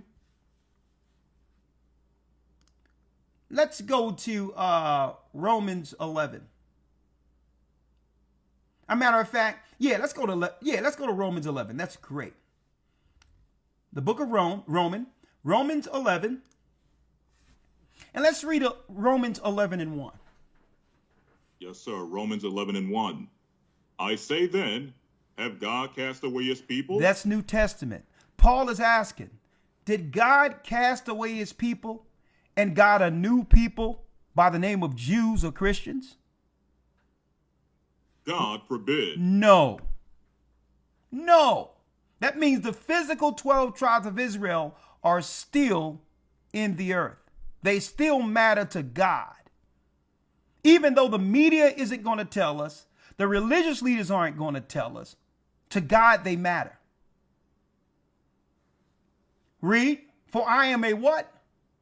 For I am also an Israelite. How can Christians run to Paul every time you look to make a point and ignore this? I am a what? For I am also an Israelite. Read. Of the seed of Abraham, of the tribe of Benjamin. Of the tribe of Benjamin. So he stayed in what? His nation and his tribe. See, there's no such thing as the people in the Bible being Jewish people. They are identified by nation and tribe. We have to get rid of that lie that these people are Jews in the Bible. They're Israelites. Also am an Israelite of the seed of Abraham. That means what? Through the Father. of the tribe of Benjamin. Read. God have not cast away his people, which he foreknew. The Most High did not do away with God's people. He didn't do away with his people. The Christians and the Muslims and others lied to us. They claimed the Israelites was done away with and began to teach us in these churches theological lies that black people are from the seed of Ham. Liar. We're not from Ham. We are from Shem. We are from Israel. Liar. And they talk on both sides of their mouth. What do I mean by that? On one side of their mouth, they claim, well, it doesn't matter because Christ loves us all and we're all God's people. But then on the other side, well, it doesn't matter, but you're from the seed of Ham. If it didn't matter, why are you identifying us with Ham? See? And then you ask them, okay, since you have actually nailed down the true history that you know black people come from Ham, there's 4 families of Ham. Which of the 4 blacks that came off the slave ships come from? And they'll look at you like you got 2 heads because they don't expect you to retort. They expect you to just take in whatever they tell you, even though there's no proof of what they're saying. Okay? If we're from Ham, there's 4 sons of Ham. Which of the 4 blacks are from? And they'll look at you with 2 heads because they don't even know. They're only regurgitating what the Jesuit liars taught them in the theological seminary schools. Now, hey, Elder. Yeah. Just you know they taught us that we were Canaanites though, like in school coming up. Yeah, I know that. Yeah, they taught us that. Yeah, they were telling us that we were Canaanites. Yeah, well they said that initially, right? But like I said, I've spoken to people who when you bring them to question, well, how do you identify us with Canaanites? They'll just look at you with 2 heads. Or they'll say, well, you may be from another one, but you're definitely not from Shem. So yeah, usually they say Canaanites, but they can't prove that we're from Canaanites. Mm-hmm. You're right on that. Right. And the only correlation they have between us and the Canaanites is the idea of being servitude. Yes. Because the curse that was placed upon Canaan was that of servitude. So that's how they try to link us with Canaan. Yeah. They try to link us with Canaanites through servitude. But why don't you go into Deuteronomy 28 and 68 for the servitude? The slave ships. You see how they cherry pick what's convenient for them to label us? If you're going to go into slavery, why don't you go into Deuteronomy 28, which shows the Israelites would go into slavery? Why go to where Noah was and pick Ham, one of the sons of Ham? See? That's their hypocrisy. Right? Now, let's get through this real quick because I want to bring all of the leaders in as we go into modern day Israelites, right? Elder Lawyer, if you can. It says, God have not cast away his people, which he foreknew. That means the people of the Old Testament are still his people. It doesn't matter what religion. It doesn't matter. I'm going to tell you, you can have an Israelite that's not associated with any religious group, who don't believe anything. They would still be an Israelite. Okay? Now, Elder Lawyer, if you will, let's go to 2 Corinthians 11 real quick. 2 Corinthians 11, and thank you, Elder Gaja, for that, because that is true. They try to pigeonhole us. If you try to really, if you really try to press them on trying to claim who we are, they'll go to the cursed seed of Ham and say we're Canaanites, because it tell you in Genesis that you will be a servant of servants. To justify how they treat us, they'll say, well, there it is. Weren't you slaves? The Canaanites were the only family out of all of the families of Ham that didn't receive rulership and had to serve all of his brothers. That's what that's talking about there, right? Let's go to 2 Corinthians 11 real quick. 2 Corinthians 11, right? And let's read 22 real quick. Yes, sir. 2 Corinthians 11 and 22. Read. Are they Hebrews? So am I. So Paul said what? Are they Hebrews? So am I. Read. Are they Israelites? Are they what? Are they Israelites? Are they Israelites? This have nothing to do with being Jews. Are they Israelites? Read. So am I. So am I. Read.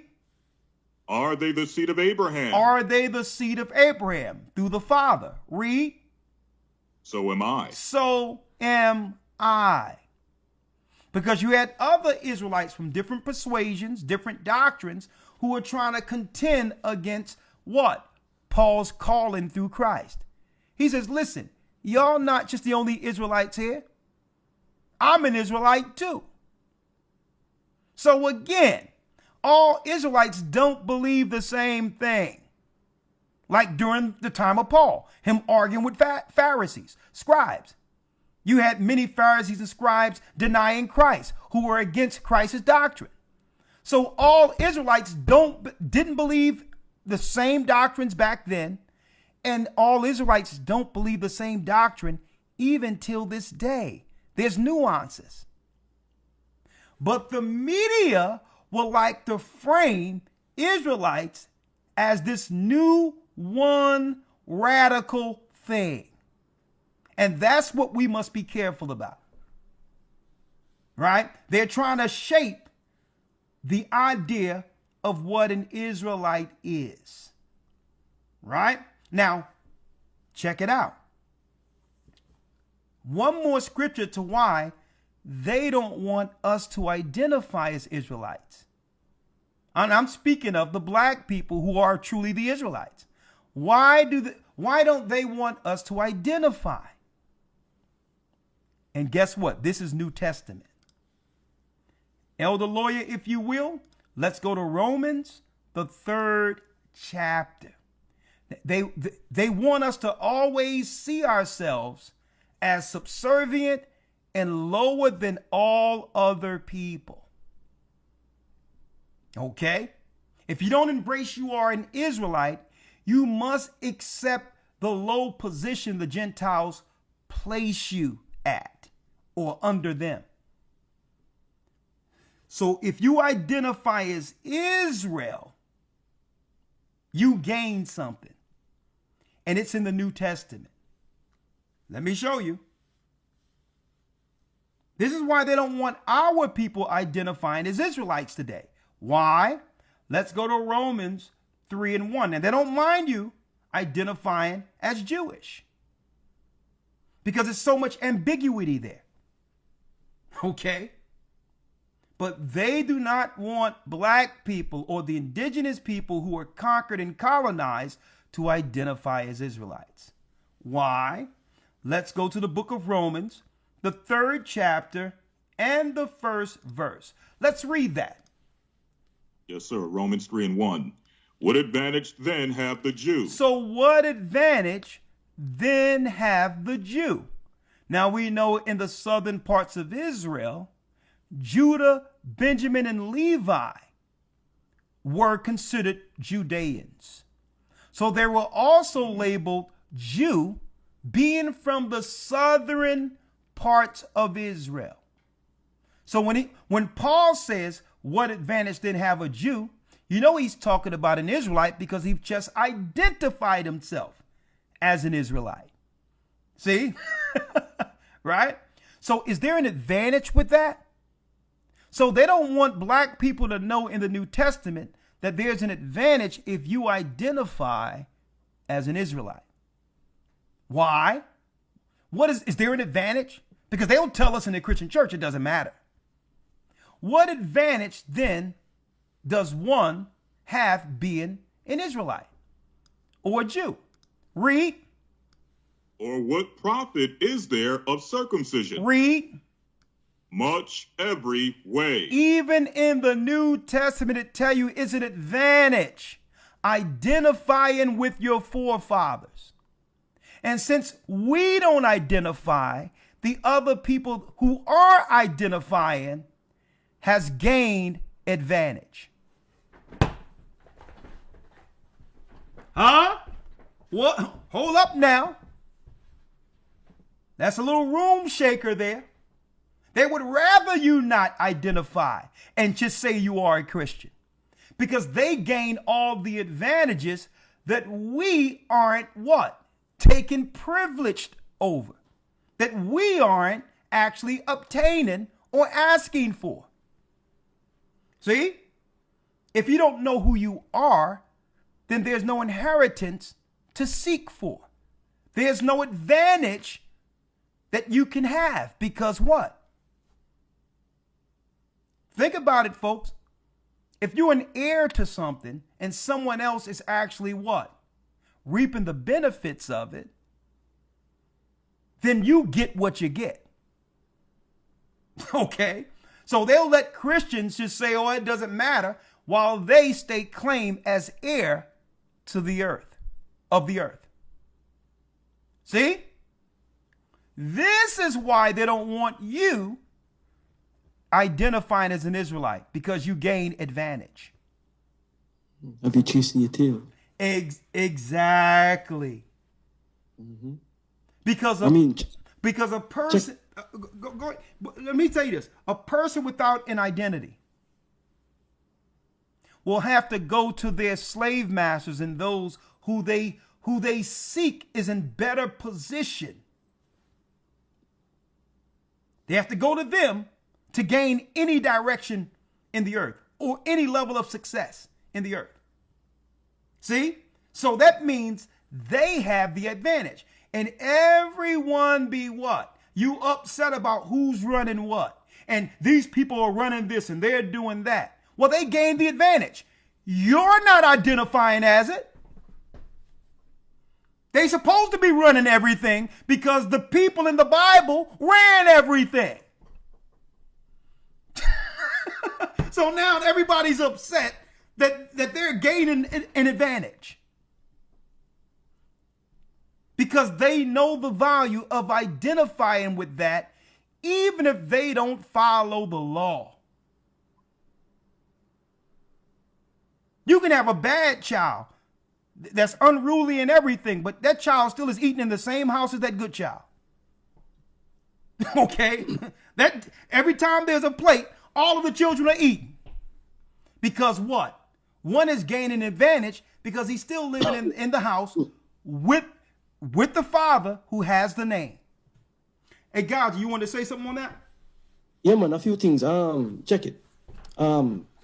Africa. Okay? Africa, the Caribbean, the Africa to the Caribbean to the United States, North America, right? 90% of Africa is Islam. Sub-Saharan Africa, 90% Islam. Okay? Nobody has a problem with descendants of the slave from the diaspora claiming Islam or claiming Christianity. Nobody has a problem with that. Nobody has a problem with us believing in Santa Claus and the Tooth Fairy. Nobody has a problem with that. Okay? No, nobody did. You understand me? There's no apologetics coming out there right now talking about us believing in the Tooth Fairy. You with me? I mean, yo, where I'm from, yo, Benjamites caught up in a thing called Rastafari's. You understand me? Pure lies. Nobody has a problem with that. The problem comes when we start to claim an identity from the Bible. Okay? Paul, Philippians, the 3rd chapter and the 4th verse. What is it? Philippians 3, and right to it. 4, verses 4. Okay, let me grab it here. Philippians 3. All right. Philippians 3 and 4, you said? Let me start at 3. Okay. I'll read it. I'll read it. Let me put it up here for the people. It says, for we are the circumcision, Philippians 3 and 3, which worship the Most High in the Spirit and rejoice in Yeshua Mashiach, Jesus Christ, and have no confidence in the flesh. Though I might also have confidence in the flesh, if any man thinketh that he hath whereof he might trust in the flesh, I more. So Paul say, yo, listen, we have no confidence in the flesh, but check it. You're talking about the flesh? No man have more confidence in the flesh than I do. And here is his confidence. Circumcised the 8th day of the stock of Israel, of the tribe of Benjamin. He's a Hebrew of Hebrews. And a Hebrew of Hebrews. as touching the law of Pharisee. So he says, what can you tell me about being a Hebrew? But yet Christians are in the New Testament talking about none of this matters. While the people who are claiming to be the Jews have advantage over you. Who's really running your churches and the doctrine that's being pushed in it? If your light be darkness, Christians, how great is that darkness? How can you relish in the spirit of ignorance and claim to know the all-knowing God in Christ? How can you be satisfied with just not knowing anything and living in pure ignorance and calling it bliss while everyone is running roughshod over you? They'll tell you not to identify as an Israelite or a Jew, but try to stop them from doing it. There's an advantage. That's cold-blooded what you just bought there, young man. That was a bomb you hit there. Boom, right? All right, someone throw those bombs in the chat for me real quick. Now this is where it gets good, right? Right? All right, round table. Let me bring in, who want to come up next? We got Bishop Amoth. Who else we got? We got Elder Ariah. Who else we got? I thought I seen, I'm going to bring y'all in a second here. Check this out now. Check this out. This is where it get good now. Right? Let me bring in Elder real quick. Let me admit him in the room. Yeah. We got Bishop Amoth there. Who just came in 412? Okay, all right. I see you, young man. All right. All right. So go on mute because there's a few things I want to show now. And check it out. Elder, they got studies in everything, Elder Lawyer. Right? Check out they just did a new study in 2023. Because instead of them allowing us to self-identify, hold up, I thought in America we had a freedom of religion. That even if you don't agree with what I believe, that I have the right to believe in it. Right? Right. Liar. I'm going to move this out of the way real quick. I'm going to move this logo out of the way real quick. Just real quick. Because we need to unpack this. Right? So now what they're trying to do, because they can't stop the awakening because God said it would happen. The Bible, Old and New Testament said that this awakening would happen, where the children of Israel would come to the knowledge of the truth. Since they can't stop it now, what they're seeking to do is frame how people accept the awakening. Since they can't stop us from coming to the knowledge of who we are, they have to now demonize it. Check this out. This came out of study right up under our noses during the so-called Biden administration, if you believe he was running things, where Robert Charles Fain Layman, a Jewish guy, did a survey from the Manhattan Institute.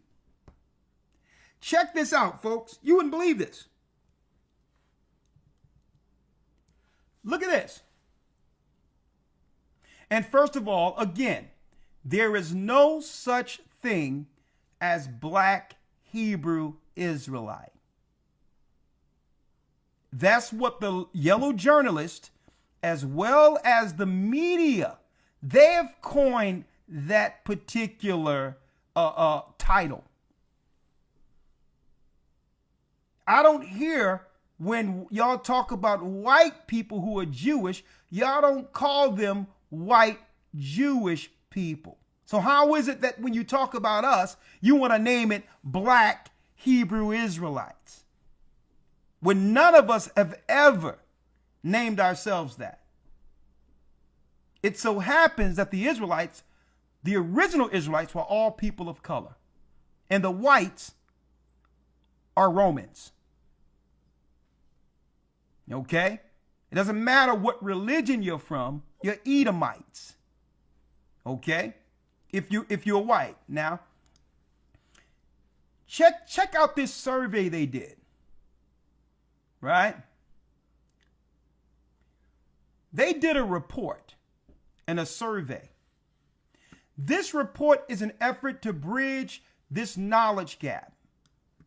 It presents results from a survey of 1,075 Black Americans and 555 non-Black Americans.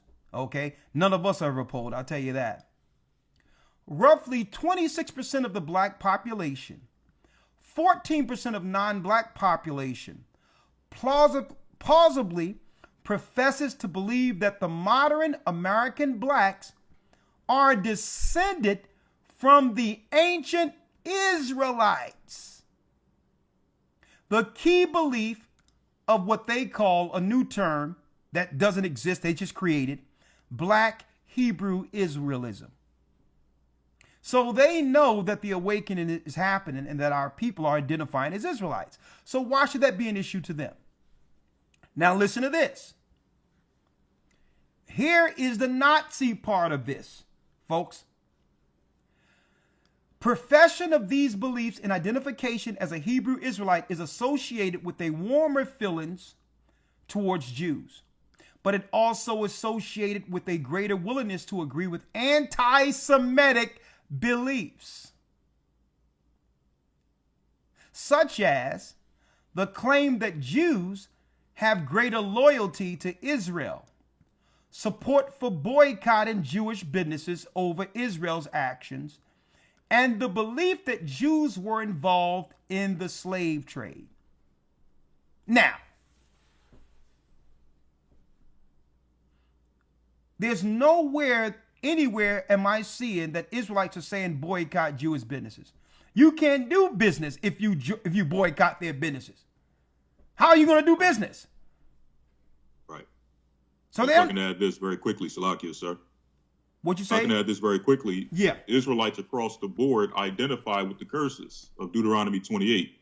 And one of those curses is that you would go before your enemies in hunger, in thirst, and in want of all things.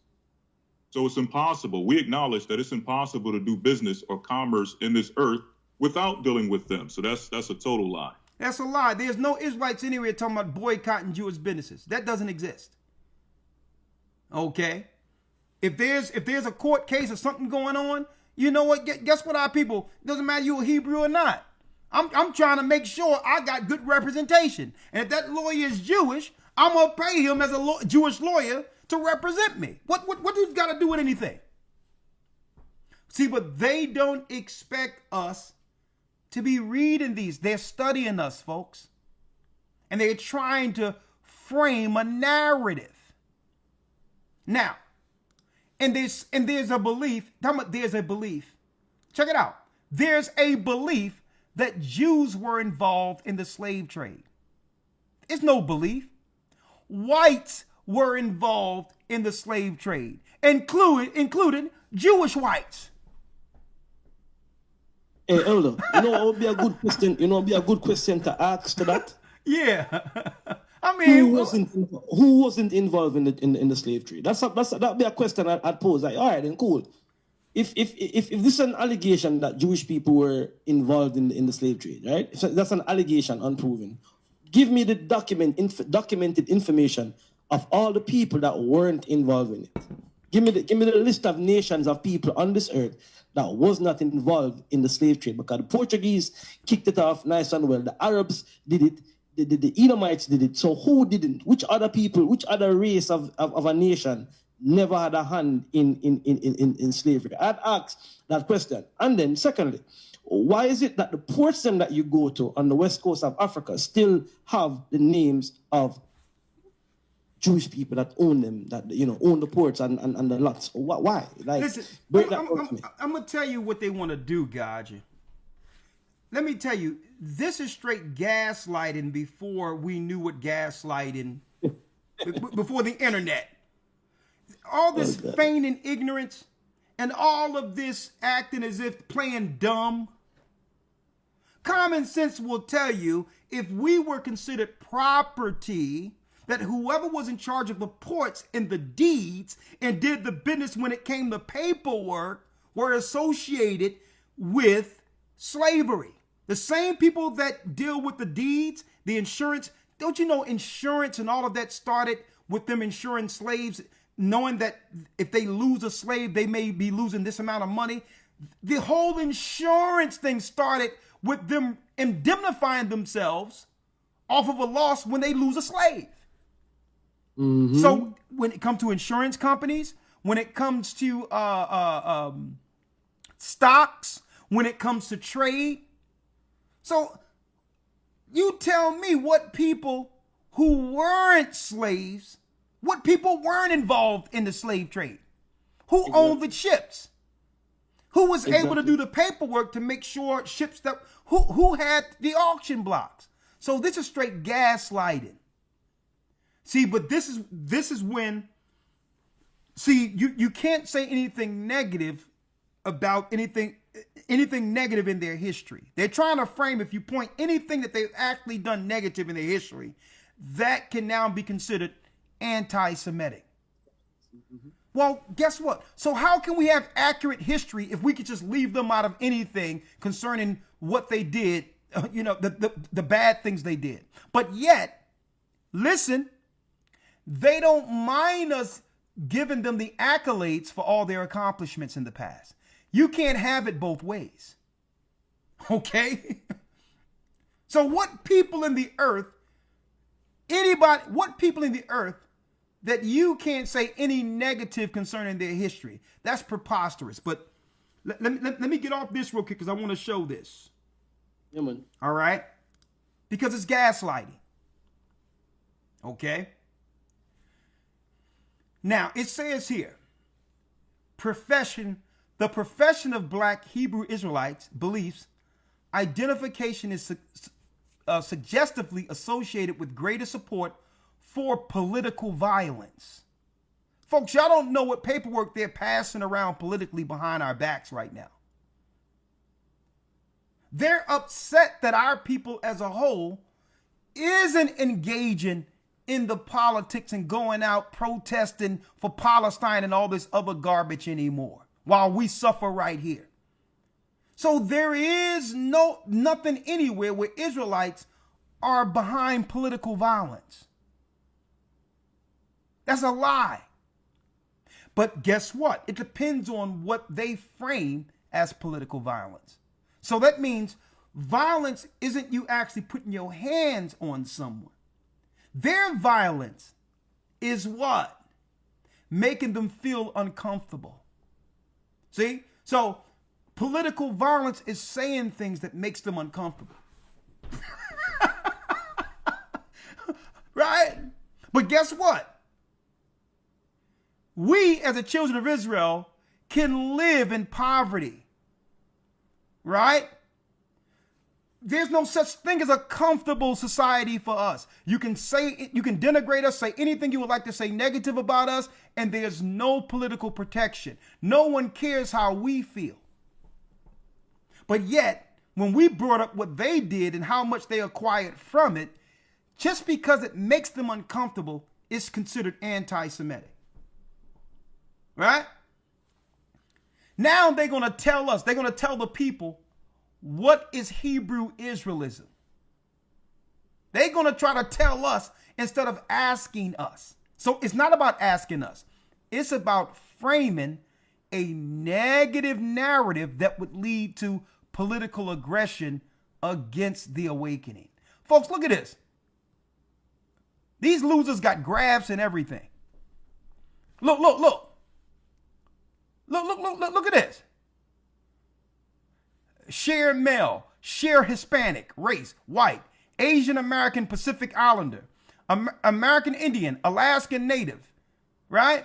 And they going into our levels of education, right? Let's see how smart they are, right? So they're educated too. And then they started going into the ages of people identifying as Israelites, right? Hold up now. Check it out. Let's estimate the... Hey, Elder, before you go on, one sec. Yeah. We are the only Israelites that identify Pacific Islanders as Israelites, you know. So who they watching? Hold up, initially. But now, UPK, as well as Israelites United in Christ, they have schools and stuff in Hawaii. Oh, interesting. I never knew that. I'm saying, but check it out. Whenever they're ready, they can come around and say, you know what? Thank you. I'm sorry to the Gathering of Christ Church because we were calling them liars when they was telling us who the other Israelites were. Okay. We humbly accept your thank you. Okay. Now, check this out. Listen to what it's saying here. They got a graph of how many black people who are directly ascended from ancient Hebrew Israelites, and the fact that the majority of the population, folks, they have tallied, folks, that over 4 million blacks in America identify as Israelites. Right? Now check this out. Whether they are a part of a group or not. Right? And this is exponentially high over the last bogus survey they had. What? They had prior to the pandemic.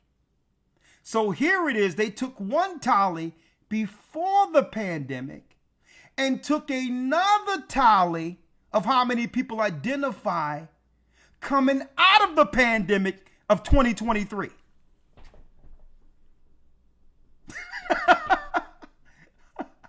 So it would make me believe that the aim was us the whole time. But I digress. Folks, we are living rent-free in the synagogue of Satan's minds. None of us are thinking about doing nothing against these people.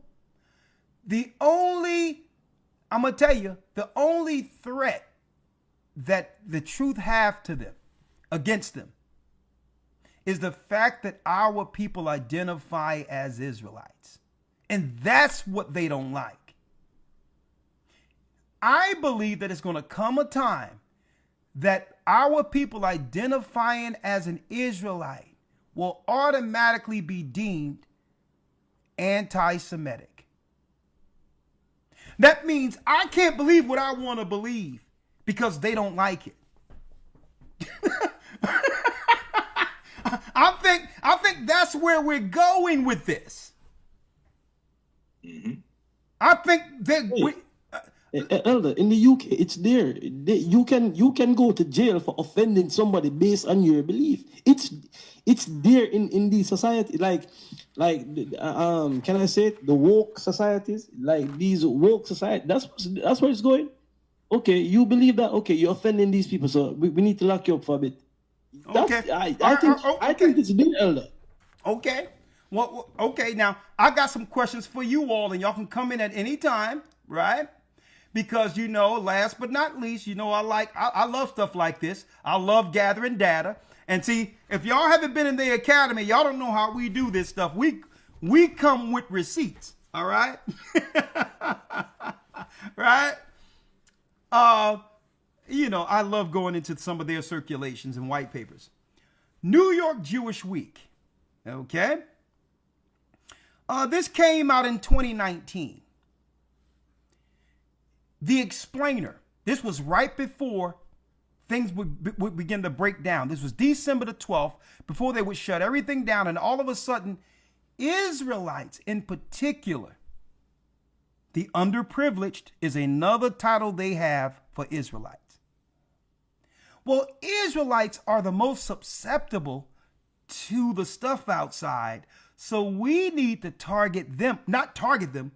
We need to treat them first. Not target. We need to make sure they get it first because there's a limited supply. So let's just make sure that these black people, let's just make sure they get it first, right? Now, check this out. And I said, listen, save the drama for your mama, okay? Okay? Give it to your, if you feel that no, don't worry about it. Whatever you thought would be my dosage, give it to your family. Okay? I'm good. Save the drama for your mama on that. Now, Explainer. Who are the Hebrew Israelites? They're asking with the New York Jewish Week. And check out how they start the answer to this question, elders. You can't make this up. Who are the black Hebrew Israelites? Police have identified one of the dead suspects in a shootout at a kosher market in Jersey City as David Anderson, who reportedly was once a member of the black Hebrew Israelites. Now, there was another circulation that came out a little after this to say, well, there's really no connection. But no one will ever read that, right? So that means, folks, if someone mosey in to come into one of our teachings and get a plate because they hungry that day and go ahead about their business, or post it on one of the Israelites' comment sections, automatically you are associated somehow. So check it out. So it starts off with police and them giving the answer for those who would like to understand who are the black Hebrew Israelites. Now, suppose your family is concerned about your awakening and go online to try to figure out what you're actually learning. And then because all I did was type in Hebrew Israelites, folks, and this is what came up. So, folks, it's not that your family members and stuff don't agree or disagree with you. Their research in the background are leading them into believing the negative narrative they have shaped against the awakening. This is what we're up against, folks. Them using the media to discourage the people we care about. Now, it doesn't matter that they came back and corrected this story when they said, when they had another story and said, well, there's really no tie, because we started asking questions. If this guy who did something in a kosher area against Jewish people was an Israelite, we need to know what group he's from and all of that. We started asking the questions out there, and the media couldn't identify him with any particular Israelite group. So they had to come out and protect themselves by what? They had another article which says, well, we looked into it. He made posts, but there's really no association that we could say in particular that connected him with an Israelite. Now, then they ask a question, well, are they Jewish? Not too many people understand outside of Jewry what Jewish people believe. They allow us to assume. We thought they followed the Bible in the Old Testament. But no, they'll tell you no. They follow the writings and the interpretations of the Old Testament through the Babylonian Talmud. So not too many people understand what Jewish people truly believe. Okay. So when they ask, are they Jewish? It says here, well, black Hebrew Israelites can refer broadly to people of African descent who claim to be descendants from the biblical Israelites, and we are, and we're not African descent, we're Israel descent. When our forefathers went into the land of Canaan, it was turned Israel, that's our descent. We ran into Africa, running from Roman persecution. The closest we are to Africa is before it was named, well, after it was named after Africa, is the fact that Israel is northern Africa. It's modern day northern Africa. Okay? Claim to be descended from the biblical Israelites and practice certain Jewish rituals. Who practiced Jewish rituals? What are you talking about? What are you talking about? Jewish rituals. Another lie. The movement, it is no movement. The movement was when my mama brought me forth. That was the only movement that made me an Israelite. Okay? The movement emerged from a stream of late 19th century black nationalism. That's another lie. That's another lie. I have white papers to show that we were, from Cambridge University, we knew we were Israel coming off of the slave ships. The original churches outside of the AME, that's right, Prince Hall Freemason Church, AME, was undermining the true churches that was out there, the black churches in the South in Tennessee, who was teaching everyone that we were Israelites. Even white people were converting into the churches and learning under Israelites. That's right, folks. In slavery, during the time of slavery, we had black pastors who were free men teaching white people that we were Israelites. Another lie. That claimed African Americans were the descendants of the ancient Hebrews. We are the descendants of the ancient Hebrews. Some estimate put the number of adherents in the tens of thousands. That's 2019, folks. I'm going to show you how powerful the Most High is. From 2019, the tallies were the tens of thousands. By the time we came out of the so-called pandemic, 2023, they estimated that if they were to just tally blacks alone in America, 4 million identify, even if they're not with a group, as Israelites. 4 years. So now they don't know what to do with this because they can't engage us in any political situations because we no longer care about this Democrat garbage. They can no longer trigger us into these protests, so to use these for provocateurs to come in and destroy us that way. Right? We're not engaging in protests anymore. We're not down with the Demonuts anymore. We're starting to have self-interest in what's best for us opposed to everyone else now. And guess what, folks? That's a problem. Why? Because of our energy. If our spirit isn't being exhausted on them, then the spirit of the Almighty that works through us isn't blessing them. See? So right now, there's a stalemate going on. They need us emotionally engaged into this racist thing and all of this because that's how they were able to politically control us through our emotions. But we're no longer participating. Okay? The Wizard of Oz have lost his wand. See? So, folks, I'm going to tell y'all right now, and I need y'all to watch it this coming summer.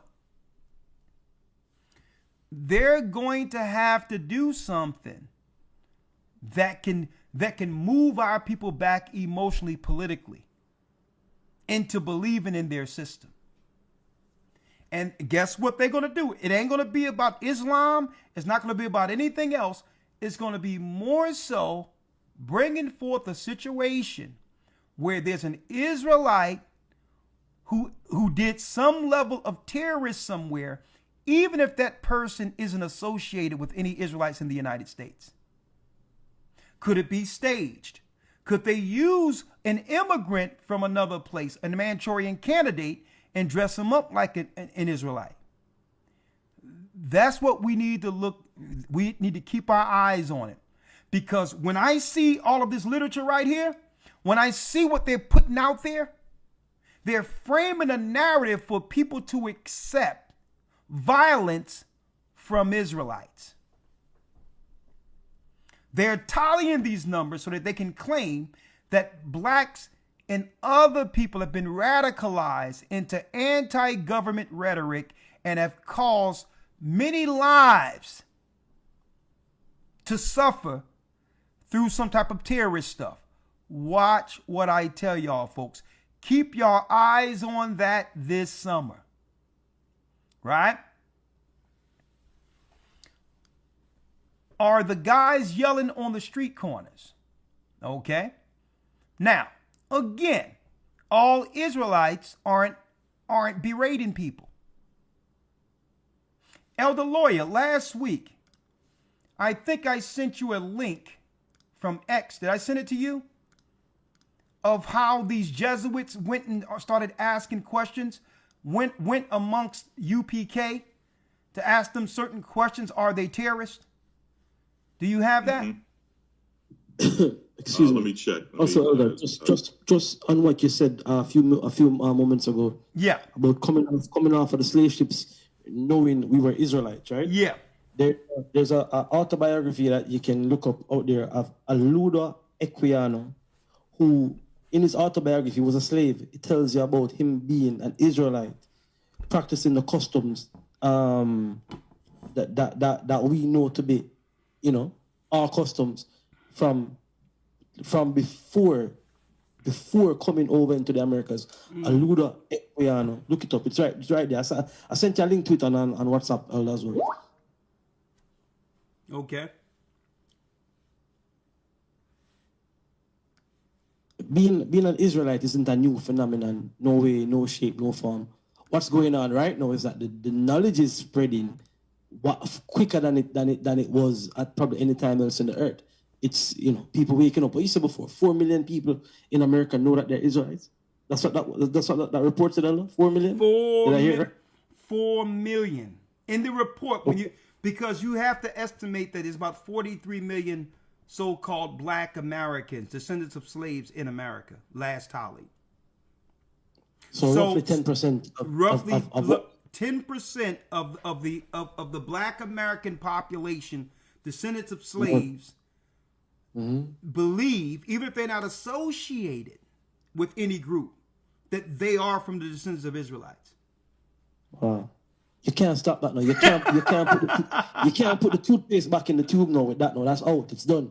Yeah, you get me? And that's why you said that would make sense why they wouldn't try to even engage, because it would just then it's like better we just avoid them and do what we're doing, ramping up whatever we need to do to stop more from waking up.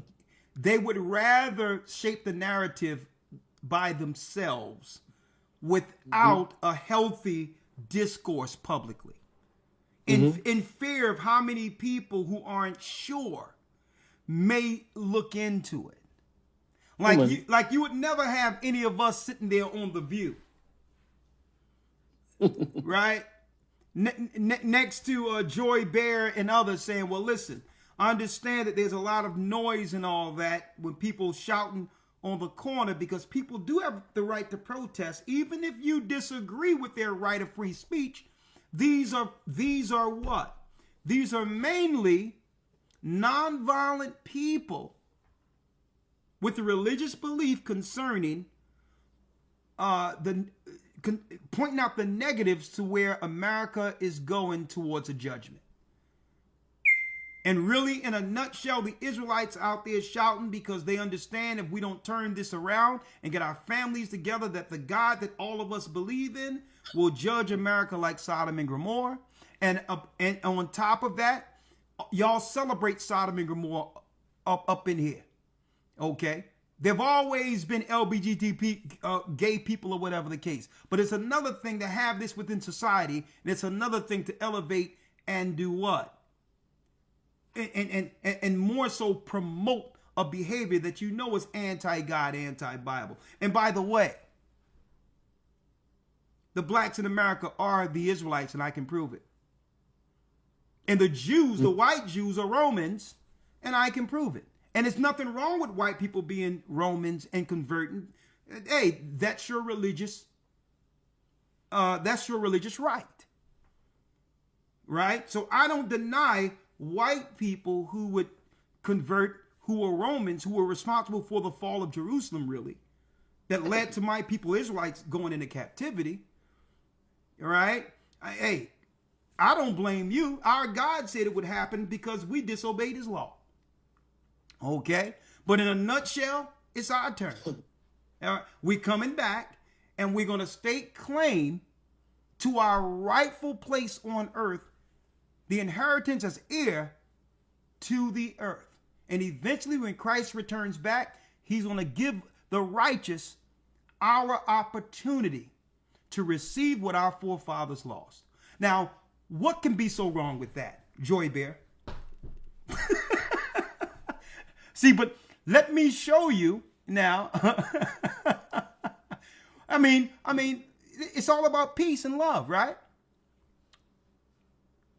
And this, she'll be like, well, don't you think that the white people are the devil? Do you think that the white people... Listen, I don't think the white people are the devil. I believe that there's devils, there's demonic possession, where through sin, people allow demons to, to rule their flesh. You can have a white devil, you can have a black devil, you can have an Asian devil, but that's why we're promoting the law. Through the law and the belief in Christ, we become Ghostbusters.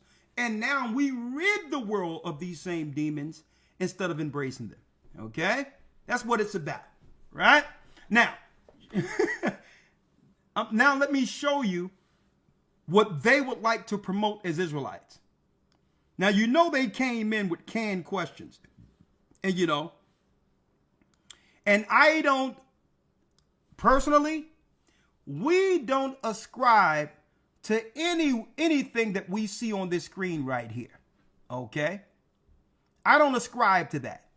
They have the right to do this, but we as Israelites, like Paul or the disciples or even Christ, would never operate in this fashion. But you know what? These brothers have the right to demonstrate the way they would like, all right? But this is what they would promote and would allow the world to consume. Fair use. These are the Black Hebrew Israelites, the most racist black people in America. White people are a virus. We don't hate white people. God hates white people. He created them to be hated. The only thing that a white person could give me is their life. The longer you exist, the more I'm oppressed. So when you come in, you actually step on the white man. We're very militant. We're not Christians. Whip your ass if necessary. Are you guys labeled as a terrorist organization? I know we're a hate group. We're labeled as a hate group. Matter of fact, we might be terrorists. When you see like a white baby... Hold up. That's what they need. Now, folks, this might have been an all-day, like 3 or 4 hour interview where he followed them around or whatever the case is. And it was cut up. It was cut up strategically to get the effect they were looking to utilize politically against Israelites. Folks, don't you know that this question he asked was a part of what they were discussing, at the editor's office roundtable? Just ask them, are they terrorists? Are you guys labeled as a terrorist organization? See? Are you? Yeah, Elder. Yeah, on that point, I haven't seen the whole interview, but obviously this is the trailer. They're going to put the most controversial points in the trailer to pique interest. But after that, we can only, who knows what he said after that. He could have said, psych, no, I'm just playing. But the way it cuts out, it just leaves it out there for interpretation. That's what it is. What I'm saying is this is the cutting floor. These are the hot takes. Because the majority, suppose a person don't look at the whole thing they're going to do to get the proper context. Exactly. These are hot takes. The majority of people, once they see this, they don't want nothing to do with whatever the broadcast that they're going to have broadcast into the future. They may not want to even see it. But still, the hot takes are branded in the minds of people who understand right from wrong. Exactly. See? And that's what it comes down to. I know something wrong when I see it. Even if someone, listen, I would never agree with someone, a stranger coming asking me some weird questions and put out there that we may be terrorists. Because I know how the government is going to use it. Okay? He didn't put the words in their mouths. These are the Black Hebrew Israelites, the most racist black people in America. White people are a virus. We don't hate white people. God hates white people. He created them to be hated. The only thing that a white person could give me is their life. The longer you exist, the more I'm oppressed. So when you come in, you actually step on the white man. We're very militant. We're not Christians. Whoop your ass if necessary. Let me just make this clear, okay? What they believe in is what they believe in. But what they're doing doesn't make them Israelites, okay? The fact that they're from the seed of Abraham, Isaac, and Jacob makes them Israelites. And I wanted to show that example. Y'all think this is what Israelites do. When they were Israelites before they found out they were. There's different sects. When you see groups like these groups would more so be along the lines of the zealots during the time of Christ and Paul and the disciples. The zealots were the rebels seeking to overthrow Rome.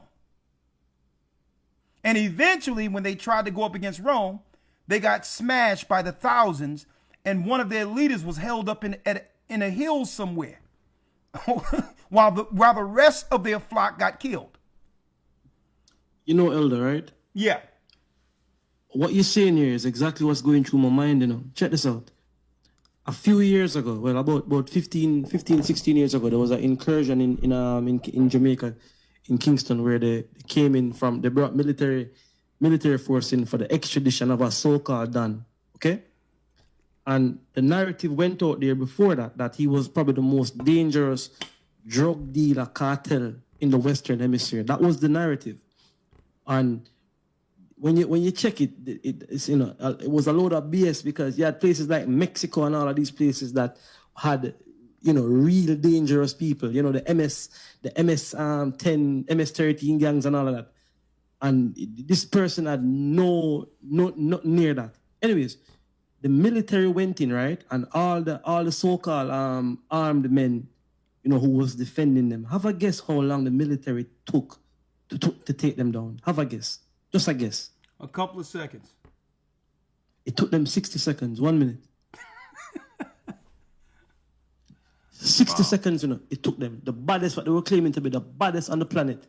It took them 60 seconds to totally take them down. Everything else after that was torture. It took them 60 seconds. I have the security report went out. It took them 60 seconds to have everything under control.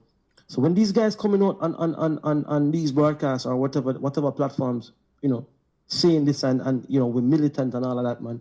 People hearing, military. What does military entail? You get me? A threat. Oh, a terrorist threat. You get me? According to, this is supposed to be an American thing that they defend against threats, both foreign and domestic. You get me?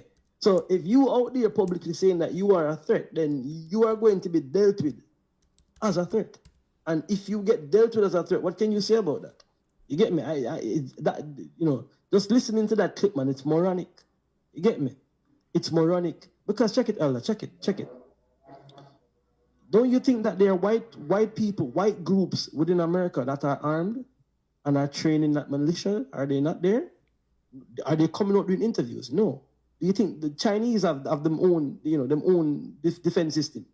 The Arabs, Muslims, these people, everybody, every group of people have a system going on where they will defend themselves and are armed and prepared to protect their people. Nobody's coming out and doing an interview and no stupid, talking to people and a thing, saying that it's moronic, it's crazy.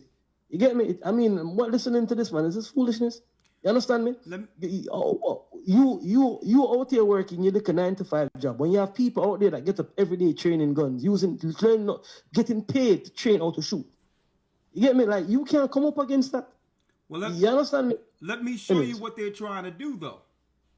I told people years ago, 2009, on the corners of 9th and 8th and Market, what they're going to do.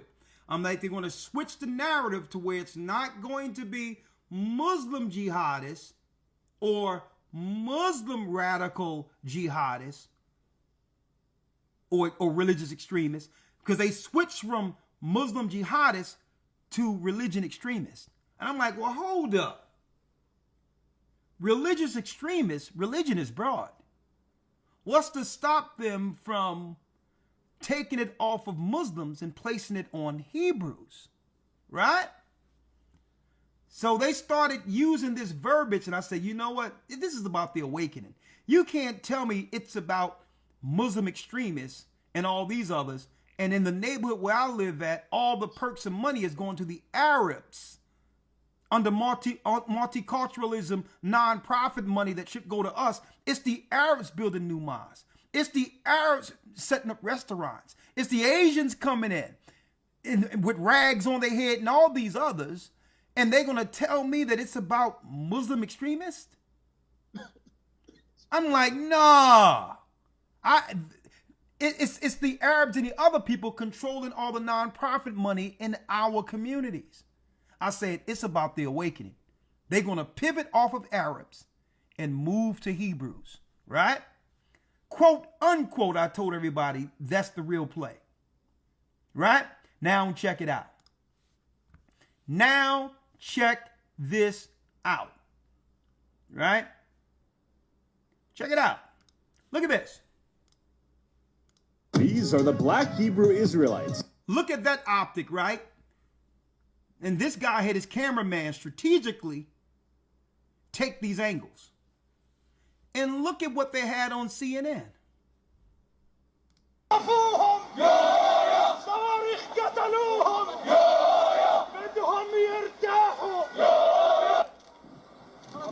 Right? It's the most racist black people in America. White people. What are you doing with a whip in the middle of the street? Anyway. Look at this. Islam jihad training. I need y'all to check out the optics, folks. Look at this. And look at this. These are the Black Hebrew Israelites, the most racist black people in America. White people are a virus. We don't hate white people. God hates white people. You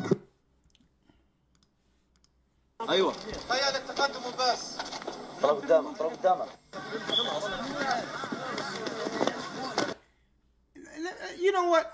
I got to, let me tell you, and this is one thing I don't like about the internet to some degree, and I know people don't mean this.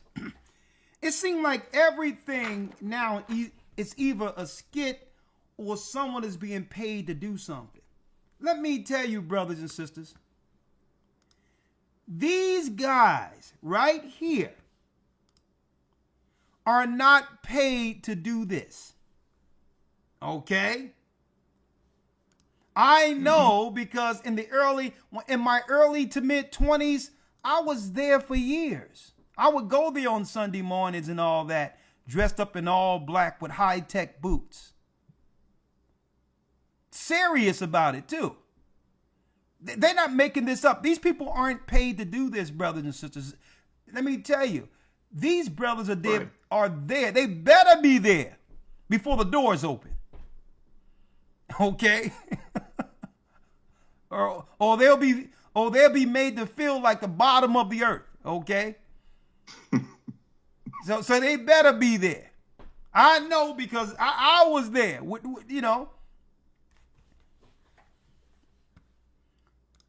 These are the Black Hebrew Israelites, the most racist black people in America. White people are a virus. We don't hate white people. God hates white people. He created them to be hated. The only thing that a white person could give me is their life. The longer you exist, the more I'm oppressed. The longer you exist, the more I'm oppressed. And then look at this. I told you they was going to do it. In all black too. In all black too. Look.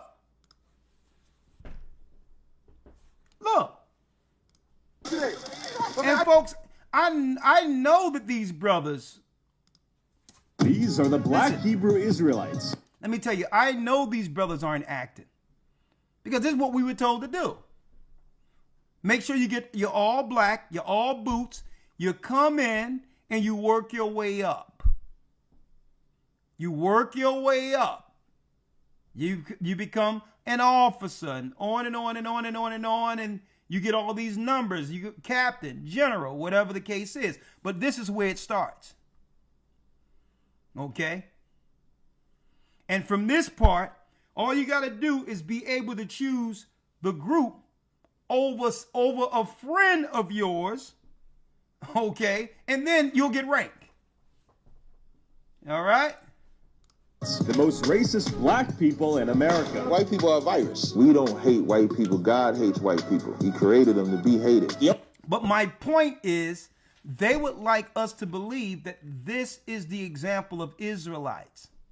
That Israelites is some nationalistic military group. When we read the Bible, Israelites is a lineage. Now, if an Israelite chooses to become militant, that's because he's an individual that's what? That's violent. That's militant. It has nothing to do with him being or she being an Israelite. Israelite isn't a religion.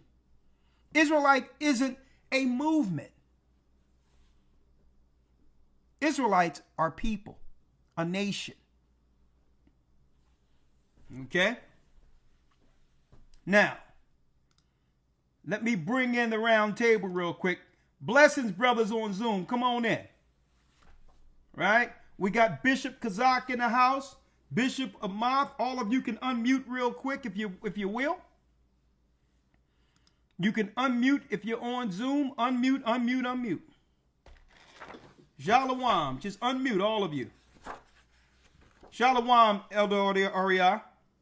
Shalom, sir. How you doing, sir? Okay. Bishop Amath, shalom. How are you?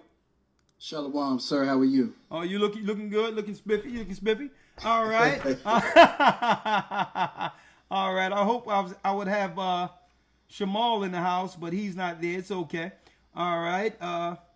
He probably got to work in the morning. Very studious, man. Let me tell you, that young brother is on a level. I'm gonna tell you, the way he be looking at those scriptures is, I'm gonna tell you, I'm so proud of that young man. We have Malak Karab. How are you? Oh no, that's God. No. We got Bishop Kazak. How you doing, sir? Unmute, Bishop Kazak. And you can unmute too, Gaja. It's all good. Now. Shalom, elders. Blessings. Hello. Y'all can answer in the conversation any way y'all would like, and please hit the like button. Let's talk about this. I'm gonna go here.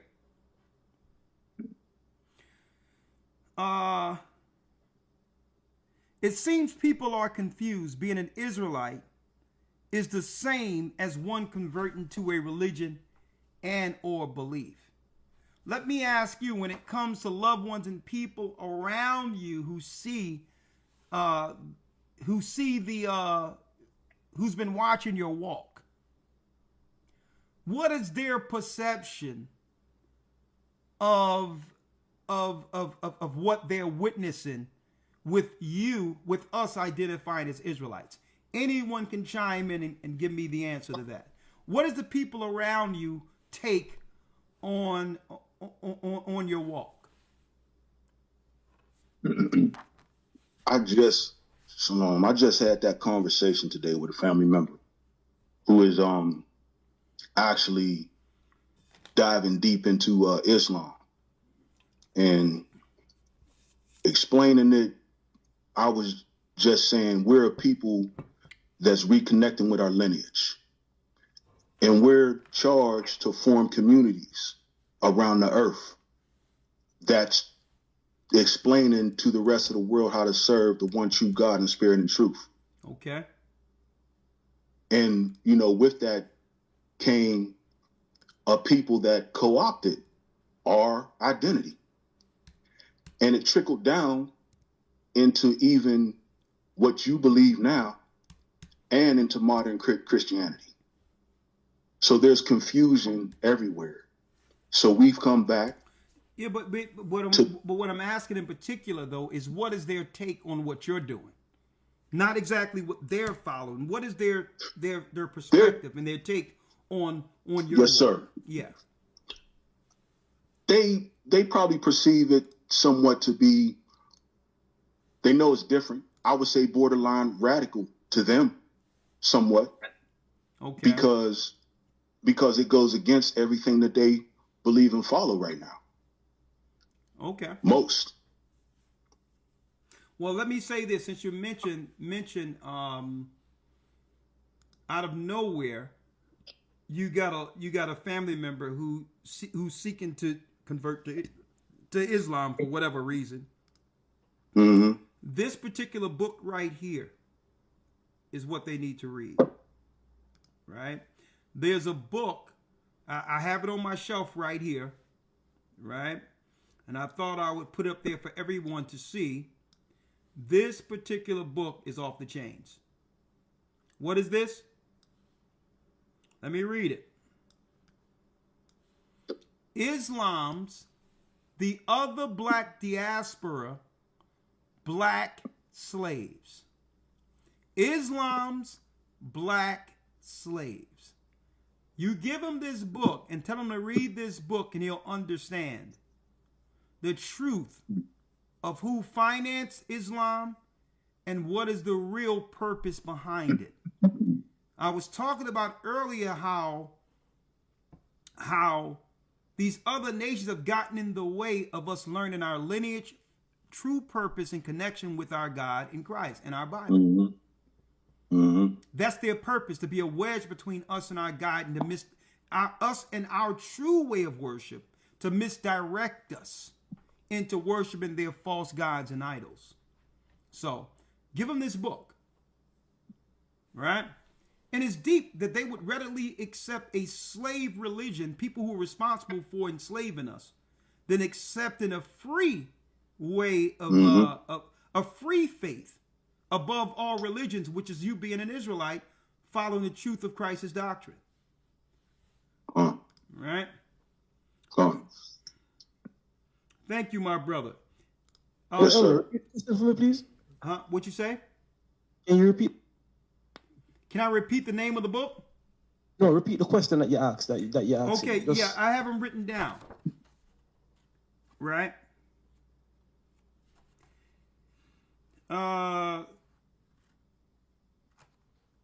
It seems people are confused being an Israelite as the same as converting to a belief or religion. People are confused in the two. So what I'm asking you is, what is the take that people you care about, what is their overall view with your walk concerning this awakening? And it's probably going to be easier for you being from Jamaica, because there was always there was always a root of Israel somewhere within the culture. It's more so harder for us in the States. But go on, what say you? Just check this. I tried not to be too long-winded with this.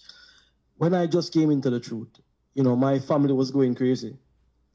Talking about, my mother's side of family, my aunties, them was going crazy, saying that, I joined the cult. And coming from a matriarchal family as we have. You met my family, you met my mother and all of them. Yeah. They sent for my grandmother.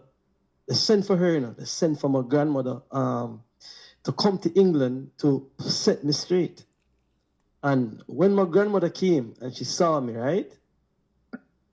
My grandmother looked at me and said, yo, listen, I know your son, you know. I know you from the day you're born. I hold you with them hands from the day you're born. I know you. And only God could make you doing this right now. And son, I am very proud of you. And hey, I tell you what, Ella, thinking about it now, man, bringing tears to my eyes. You get me? Because to get my grandmother approval, you get me? My grandmother, you talk about prayer warrior, staunch Christian lady that, yo, come Sunday, she walk around the house and make sure everybody up going to church. I remember when she moved back from the UK and she was, you know, she lived with us. She lived with us until my granddad died. And, you know, we had to be in church on a Sunday. It was something that we had to be. So when my grandmother come and see me holding the Bible and going into the precepts and breaking it down, she said, son, only God could have done this to you, because she knew the type of person I was before that. You understand me? My mother, When you you know, say what type of person you were before that, what was that type of person? The typical, you know, at the time I was like in my 20s, I was the typical, you know, the typical hooligan. You know, the typical hooligan, the typical out there doing the debauchery. You get me? I try, you know, trying to make it so nice. You get me? But you know, my grandmother knew. And what was surprising for me is that the relatives them would have rather that person. And check it, you know. I mean, no way telling anybody I'm perfect. I mean, no way telling anybody, but I'm saying that they could have seen a difference. My grandmother could have seen a difference, that this is a different young man from the one I grew up and in the same house with and all of that stuff. Elder, listen, I don't want to incriminate myself or anything, but my grandmother knew I was doing things. My grandmother knew what I was up to, because enough of the things came back to the house. You understand me? It was, you know, it came back to the house. She knew about it. You understand me? She could smell weed smoking and all of these things. She could smell cigarettes. You get me? I remember one time she come into me and she said, son, you start smoke now? And I'm like, no, grandma, no, man, I'm not doing that. But yeah, man, she could smell it. You get me? She could smell it. She could, you know, the things, you know, she was living at the house. So when my parents were out, she was there. She was the one that was really seeing certain things go on, and then she would report it back to my mother and my father, probably in the night when they would have, you know, come home from whatever they were doing. You get me? So grandma knew me. So when grandma come England and she saw me, she said, "No, man, this is not a cult. No, man, this is God's work." Those were her words. She said that only God could make you do this. Only God. My mother, she cut out the Christmas. She don't eat pork no more. She keeps saying she wants to get baptized, but I think the weather keep holding her back in the UK. And I told her that whenever she come back to Jamaica, I'll put her in the water. You get me? Well, listen, we'll be there. We'll be there next month. So if she wants some water, I'll take her to the water. No problem. Yeah, man. You know what, Elder? She would go with you, you know. 100% she would go with you. You get me? All right. You understand? Because she came, man, 100%, man. 100%. She keep going, when Brother Raka coming back over here? She keep asking. You get me? She keep asking. So well, what you highlighted is a deep situation in of itself, because what the media don't publicize is how positively, when we find out we Israel, how that affects our community. When we were a detriment and a harm to our community, like Paul was, we become more so an asset, a positive influence. And guess what?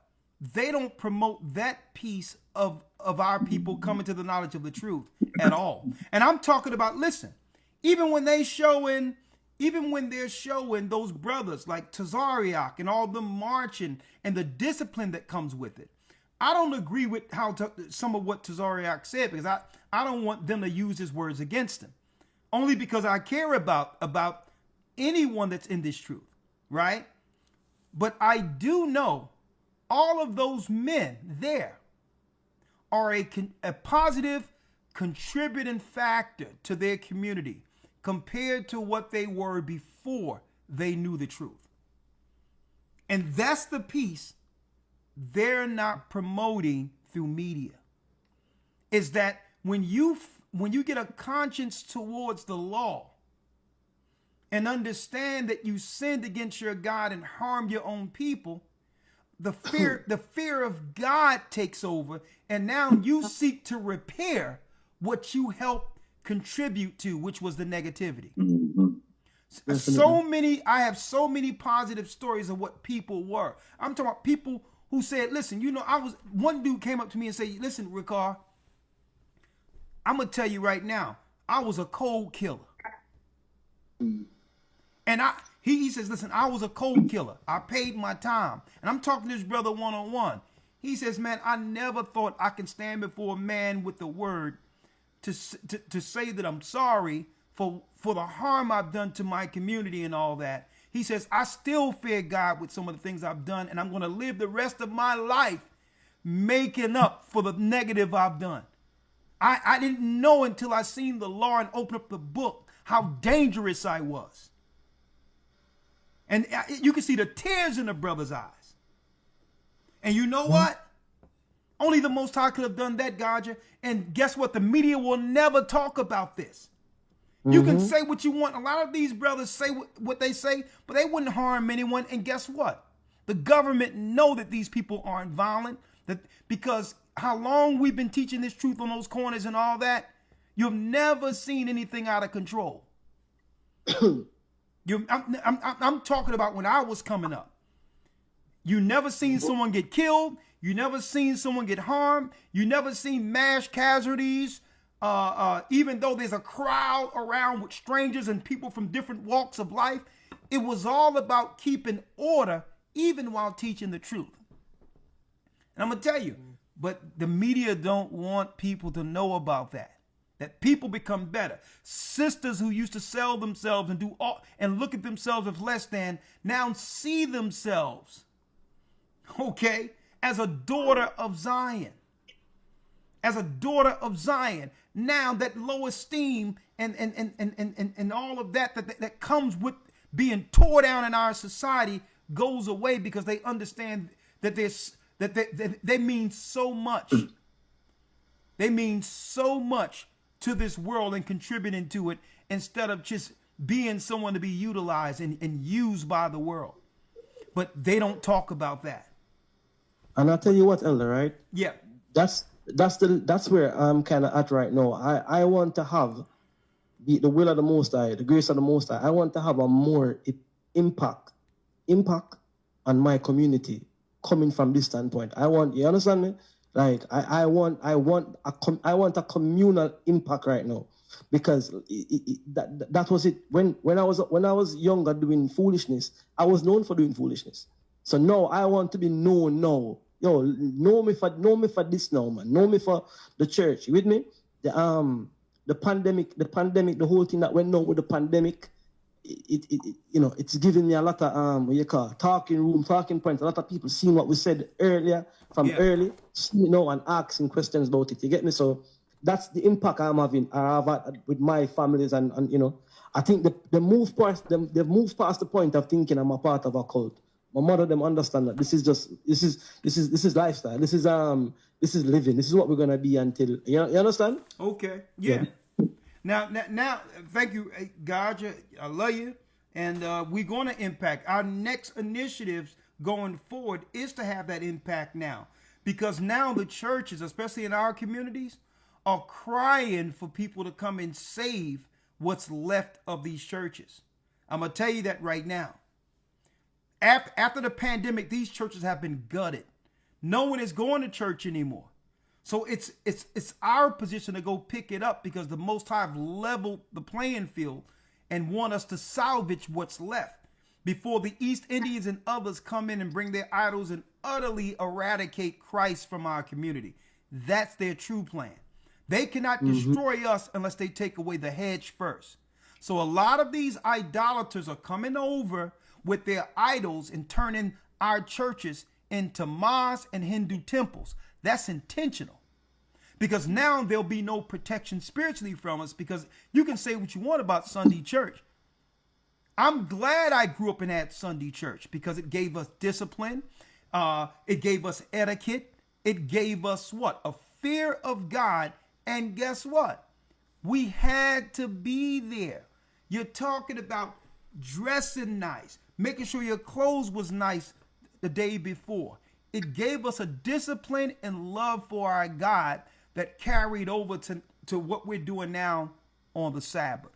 Now, the next thing I want to ask, let me bring in Bishop Amath. How you doing, Bishop Amath?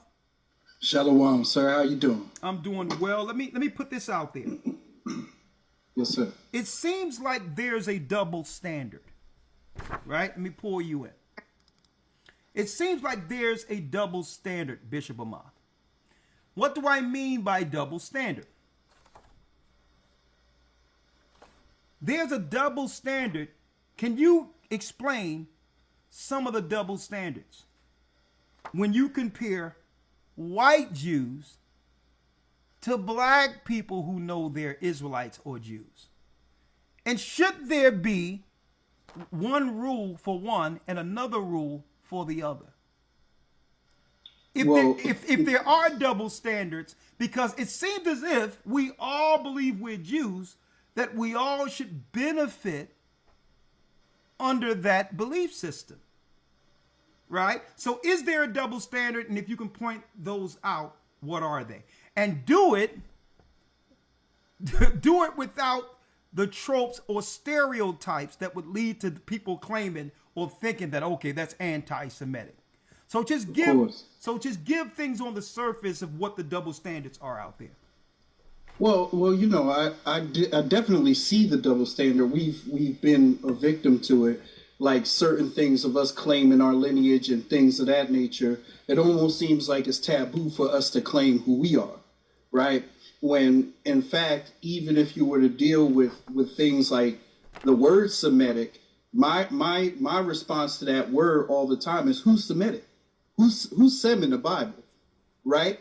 Because Sem, you know, obviously we know comes from Shem. So I sent you an article. That's what I texted you. That began in 1781. That's a fairly new statement. That's a fairly new terminology. So when you talk about whether or not we should both have the same manner of law, well, that's my rule of thought. Because if you're claiming to be something, but I know who I am as far as bloodline and lineage, the law should be the same. The outcome should be the same.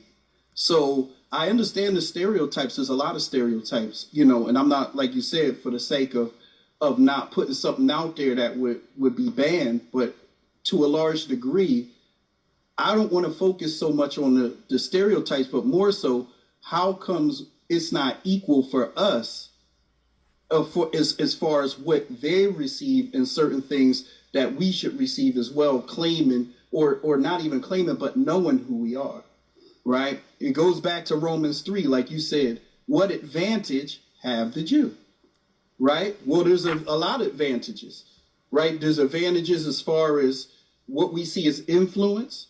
And then the chief thing is the oracles were committed. Well, based on the article I sent you, there was they came up with that term Semitic in the Goten School of History in 1781. Well, that same school of history is responsible for giving us the classifications of people. You understand, like African American, so on, a Caucasian, this and that and the third. Well, at the end of the day, we have to go back historically, biblically, and look like we know if we're dealing biblically, Torah and Tanakh, it's one manner of law for us and everyone else. So that's where my stance is. The stereotypes, yeah, they're on both sides, but nonetheless, it should be one manner of law for everybody. Thank you. You was able to quantify that. I appreciate it. But let's talk Turkey, right? Yep. Let's talk Turkey. Double standard, right? I'm an Israelite according to lineage, right? Our people for years was saying we built the country. Everything that they have established, stock market, insurance companies, how to deal with property, you name it, was built off of the backs of the children of Israel who was enslaved not just in here. I'm talking about the Caribbean and all different areas. We built the economies of the earth. So let's talk Turkey. Let's just talk about from 1948 to the present, or up until 2024, right? Estimated in just in foreign aid, and that's not including military aid, money, $300 billion. Right? Now they showing military here, but there's another thing they're not showing. It's different because why? What they're not counting is the military aid within the United States itself. That's separate from the money that goes over into Israel. Right? For Israel. So these numbers are the bottom numbers. 80 billion in just economic funding, right? And 228 billion in what they would call recipient cumulative military aid. That's a double standard that you can get in the billions identifying as an Israelite or an Israeli. While the Israelites are suffering here, who built the country and have not yet received any level of financial compensation or financial justice. That's a double standard.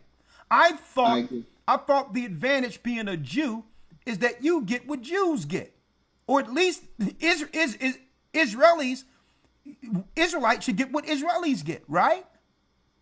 And look at this. 2024. Data from 2024 from the March 23rd appropriations bill of April 26 bill preliminary, right? The April bill included an additional 5.4 billion that's not even in these numbers, folks. You're talking about a double standard. And see, and that's why I understand these Christians better get their heads out of their behinds. When they talking about it doesn't matter. If it didn't matter, you wouldn't have these people identifying as Jews. Even Paul tell you, let's go back to that. What advantage then have a Jew? There is a double standard. You're going to have an advantage as a Jew. Okay? The Bible tells you this. What advantage then have a Jew? That means there's an advantage. Or what profit is there of circumcision? Much every way, chiefly because that unto them were committed the oracles of God. And with the oracles of God comes the wisdom of how to run earth. See? The oracles of God, the wisdom within these scriptures. People talk about the 48 laws of power. Folks, every one of the 48 laws of power comes out of Ecclesiastes and Proverbs. Every last one of them. Mm-hmm. Outside of the deceitful stuff, the underhanded way of getting over on people. That's not in there. Because you have to be able to sleep at night. But all in all, the wisdom of the 48 laws of power, I'm talking about how to actually operate with other people and be able to succeed, is in the wisdom scriptures within the Bible, the oracles of God. Much every way, chiefly because that unto them were committed the oracles of God. Now, for what if some did not believe? See? You may not believe it's an advantage. See? You may think, well, it doesn't matter. We all the same people and we all one in Jesus. Jewish people are going to allow you to say that until the cows come home, because as long as you don't identify with nothing, no one owes you anything. If they identify with the people, they can point to what the world owes them. So let's talk Turkey. We're suffering and don't realize that as identifying as a Jew, you have the advantage. Because now you can say, well, hold up. Not that they will, but at least the conversation can be had. What's up with these billions of dollars that goes to Israelis? And if they can get the money and our people are suffering, how much more should the children of Israel receive? Now imagine if Israel was on code, all 12 tribes, and would stand on it and make it a reality, because nothing would be accepted other than you doing right, or we pull back our blessings in our hand and building your world. Folks, I'm going to tell you right now, they understand this. So you can run around and think. I'm going to let you in. You can run around and think that finances and prosperity and blessings, that comes, folks. That's part of the blessings that came through the promised people. When we fell, all of the nations got rich. Well, where did they get their riches from? The people who fell. See? So when we start identifying who we are, we began to ask the right questions. Where is our money? Where is our property? You owe the Jews. See how that works? Go ahead, I'm sorry. Yes, sir. No, it sparked a light bulb when you said that, because when you talk about reparations, we argue the wrong point. The point should be that we're Israelites, we're Jews. So therefore, we should receive what's owed to us based off of who we are. If you can receive it, well, where's ours? Because when you talk about gaslighting, what happened in 2020 when they sent out the stimuluses? Then all of a sudden reparations came up. Well, how is that reparations when that went to every American, including us and everyone else? Well, that wasn't something specifically for us. Exactly. So they try to play it like, okay, it was just Israel, just Judah receiving that when everybody received that. Yeah. So that couldn't have been. And also, I'm just jumping on what you're saying there. That is why they will never identify us as the children of Israel, because there's a recompense, there's a repayment that they're gonna have to do if they do that. It's like the whole slavery argument. They're saying slavery was a legal venture. Of course, it was legal. It was signed in by the Catholic Church. You with me? So if they start to take back now that was an illegal kidnap, then they're gonna have to pay for it. That is why they don't want to accept the fact that we are Israelites, and that double standard when it comes to, we talk about it earlier, about having the monopoly on victim and being victims. You with me? They own that monopoly and don't want and they will tell us that we are anything else but who we are. Let me read it, please. Let me read it real quick. I'm in the book of Psalms. I'm in Psalms 83 real quick. Let me get that. Sorry, Ella, this is sparking me right now. This whole conversation right now have me guessing. I don't think I'm gonna be able to go to sleep in a bit because I'm hyped. You with me? This conversation have me going. All right. I'm in the book of Psalms. I'm in the 83rd chapter. And when you get there, I'm gonna bring it up. I'm gonna let you do it. But let me tell you, that's why I'm along the lines. I like the way, even though I don't agree with everything he says, Tariq Nasheed, how he was able to meticulously concentrate on renaming Judah in America, right? He said FBAs, right? Foundational Black Americans, only from a political standpoint, right? So the reason why I like the way he's going about it is because he's making everybody say, well, hold up. Well, how is that you? What about us? But I know which way it's going, because it'll never happen through FBAs.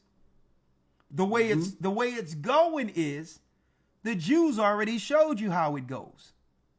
Imagine all of the 12 tribes identifying as who they are. Now it's not just about what you get from America. Now the template have been rolled out on how all the tribes are owed where they're from. A lot of them come to America because they've been deprived and been destituted and destroyed into third world status strategically from generation to generation. But if they know they're Israel now, just like, guess what? Jewish people understand that with that void, there's finances that comes with that identity. Right? So it ain't going to be FBAs because there's no identity where Egypt gave the Israelites or the FBAs the finances before Israel went into the wilderness. Right? So listen, Jewish people are showing you that the money was always there, but the identifying marker is you must claim it as the people, that's right, through the name God gave us. You can't stake claim through Negro, Puerto Rican, African and American, foundation, because there's no inheritance for that. That's why Jewish people will allow us to claim Africa all day long, because there's no spiritual inheritance for that. Exactly. And they'll say, since y'all want Africa, we'll just be the Jews. Yo, you can have it. Have it. Take it. Have that. Take it. You can have it. You can have that. Because there's no biblical claim for Africans to receive anything. There's no power coming with claiming. And see, I'm gonna tell you, they can't get away with it now, because they went before the international court consul, and then they came back to the United States and said what? That Jewish people have a biblical right, according to the Old Testament, to be in Israel. When they said that, I said, hold the horses, because now they're saying that there's finances for what they once claimed was a religious claim. So if it's not a religious claim and you got money for claiming to be Israel according to the people, well, who are the people the money belongs to? They set the president. So while everybody else is talking about the FBAs and all that, you better check out how the Jewish people, that's right, politically is using the Bible as an advantage. Because even though they'll tell you not to believe in the Bible, they wouldn't be over there if they didn't believe it. And they're cashing in using the name of Israel. Now you got it. Yeah, man, definitely, man. And there's no power in claiming anything else but your true identity. Yeah. And they don't want you to have that identity. Why? Because the Bible says this. Psalms 83 verses 2, it reads, "For lo, thy enemies make a tumult, and they that hate thee have lifted up the head. They have taken crafty counsel against thy people, and consulted against the hidden ones." Yo, guess who the hidden ones are? Guess who don't know who they are? Guess who hiding? Guess who hiding under every identity under the moon? You're right. Except who they are. The hidden ones. Verse 3, they have taken crafty counsel against thy people, and consulted against thy hidden ones. Verse 4, they have said, "Come, and let us cut them off from being a nation." Verse 4, they have said, "Come, and let us cut them off from being a nation." A race of people. That the name of Israel may be no more in remembrance. That's it. Because let me tell you with that name. Because with that name, the heavens must respond. Understand that the heavens must respond. It's now the Father saying, my children are back. Let me go and let me stomp for them. Let me now. They have embraced their error. They understand that their forefathers sinned. Now the Father comes. Now we're protected. Now the blessings come, because now the prodigal son has returned home. But as long as you think you're everything else, the heavens can't respond to people who the Most High never named. And guess what? The Jews know this. So they got, you can talk about all the money they're receiving, but they're staking claim because the true owners don't know that there's an inheritance to collect. They don't know there's a will. They don't know that the will. Yeah. That's man. They don't even know. It's like a gold mine is right there. The Most High is just waiting to say, claim it. But check this out. Even here with the scripture here, right, Elder, right? Yeah. When it tells you who doing it, right? We have an uncle that's upset that the promise came to our father. We have a brother that's upset that it came to our father. So when it says here that they have consulted together with one consent, they are confederate against thee. The tabernacles of Edom. Edom is our twin brother. Yeah. Only a twin brother who knows our identity could pull off a stunt like this. Yeah. The Ishmaelites, that's our uncle. Okay? The Ishmaelites of Moab and the Hagarenes of Moab. Moab are the children of Lot. Lot is actually our grandfather's brother. His family. Yeah. Okay? The Hagarenes are the children of our grandfather's first wife. Our first child's mother. Yeah. So it's close family that could have said, okay, yo, we have to make sure that they don't know nothing. You talking about the Arab? You talking about the Arabs? It's the Arabs. It's the Egyptians who distorted our history so that we couldn't connect back. And Esau, they working together. Yes, they're the ones that are doing it. Gabal, Ammon, Amalek, and the Philistines with the inhabitants of Tyre. These are your Palestinians around there. All of these people were confederate in us being taken out of that region. Yeah. So no, it coming round. No, they don't want to. They don't want to admit who we are. Somebody said it's our DNA. You can't do a DNA test over there right now. You go to jail for that. Yeah. Do they know that it's illegal to do a DNA test in Israel? And guess what, folks? These DNA tests started coming up at a time where our people started first identifying as Israel. No other people outside the lost sheep is really trying to find their heritage. White Irish people know they're white Irish. Same thing with Germans. So they waited until Israelites began to look for themselves and say, well, we'll give them some DNA and get paid trying to fill a void that only God and the Bible can fill. So they don't allow DNA. That's number one. Over there. You can get locked up for doing DNA over there. Right? Mm-hmm. Now, let's examine that for a second when it comes to the DNA. That DNA test isn't worth what? Garbage. Folks, they did a test. Folks, they test a dog. And they did this to show you how ridiculous these tests came. They test a dog and it came back Nigeria.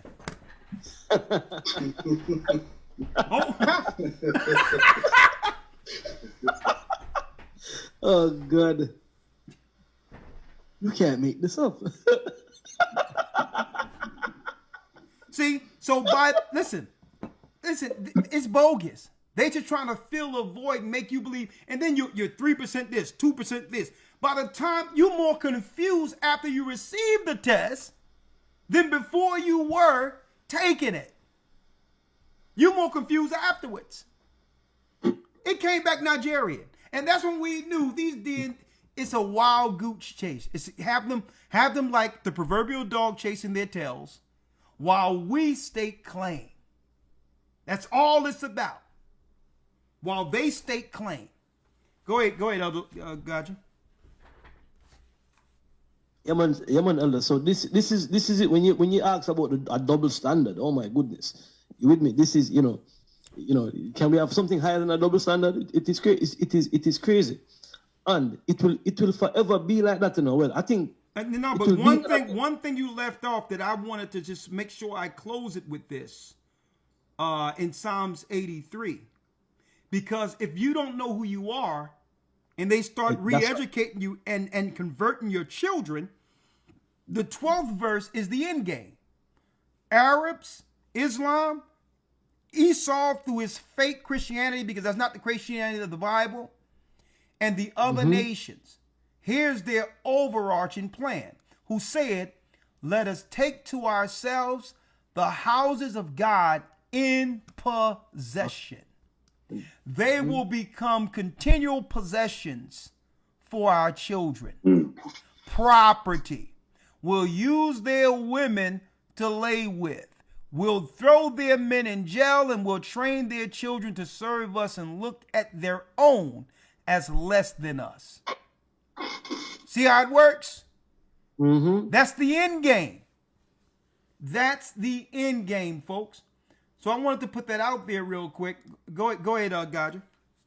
Yeah, man. Just that was what I was gonna just say. Then that this thing can only stop once we know our identity, and that's where it's going. Once the awakening is happening, people are waking up. Granted that we don't all believe the same things, but the fact is, the common denominator here really is that we are the people who the Bible speaks of.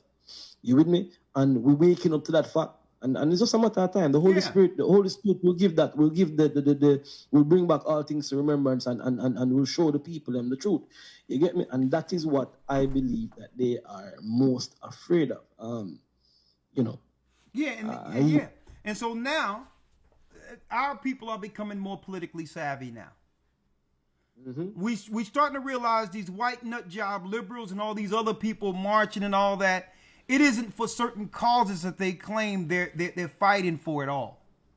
We come to find out after Doge, because they're letting the cat out of the bag with Elon Musk in this investigation, that all of this marching and protesting is because at the end of it, they can grab a piece of the nonprofit bag.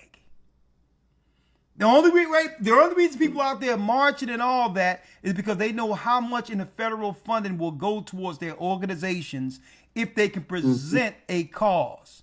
And now our people's like, well, hold up. I thought they were marching for Palestine. They're marching for Palestine. They'll be in Palestine fighting right now. What marching in America gonna do for your people dying in Palestine? Come to find out, at the end of the protest, when they submit their applications, they're cutting checks and setting up businesses in the United States. So now our people are becoming more politically savage and say, "Yola, you ain't getting us to protest, and here it is, go hard in the paint and represent all of your causes, and our people are suffering right here. If there's a protest, I need you to show me where the money is first." Hey, Elder, that's what they were doing in England. Not as big as what the USA doing, but in England they do that. They have the people and set up all of these non-profit, this Mothers for Justice, Fathers for this. You get me? And it was it's all money motivated. That's all it is. So when you think you out there for a cause, when you think you out there defending civil rights or whatever you're defending, somebody's getting paid off of that. Big time. You get me? See, you know how they do it? They say, look at those blacks. They're angry. They upset. Look, they're tearing stuff up. Hey, y'all better do something, man. Y'all better do something. And the next thing you know, these cats after the protest are cashing billion-dollar checks using us as an affront. Exactly. They're coming in and they know where the money is first before the protest. We coming in angry and leave angry broke. We come in angry and leave angry broke, and all of the organizers and all that, now they're buying cars, the big houses, they're chilling. And now our people are going to be like, nah, we ain't marching for nobody. Ain't no one marching for us. Where is our money? Let's talk the money. Let's talk the money first. But this is not new, man. This is something that's been going on constantly, for years, decades. Yeah. Somebody getting paid. I heard one person say, listen, if you have a problem with Ukraine, you send your children over there to fight and you pay them to go and do it. You do that.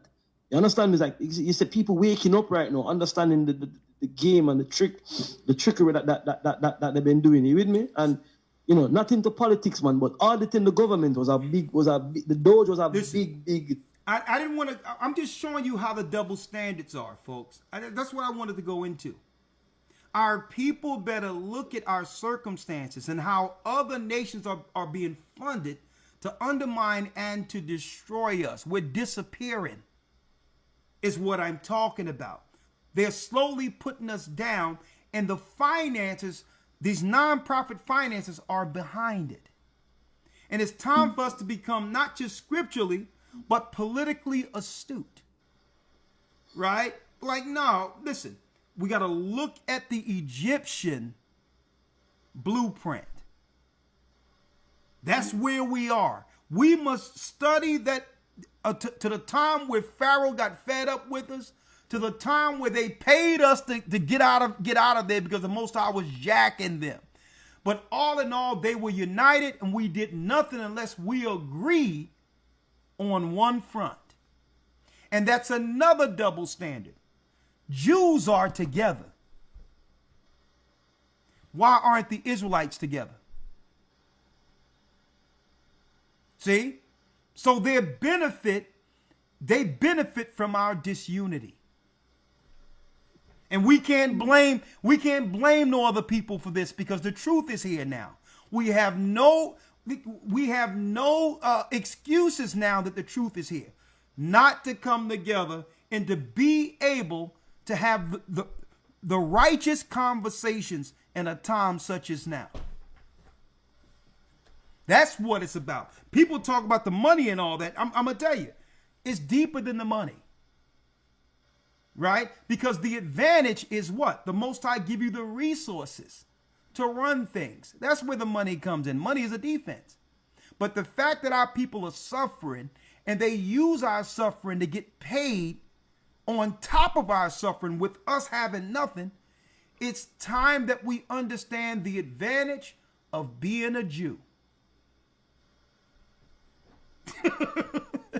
It's time for us to understand. People complaining about what they're doing. Well, how better can the children of Israel do it in righteousness if we're the people?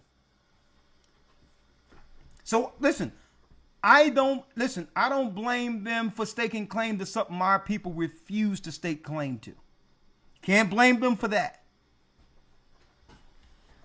Who had the last words here? Any first of all, thank the leaders for coming in.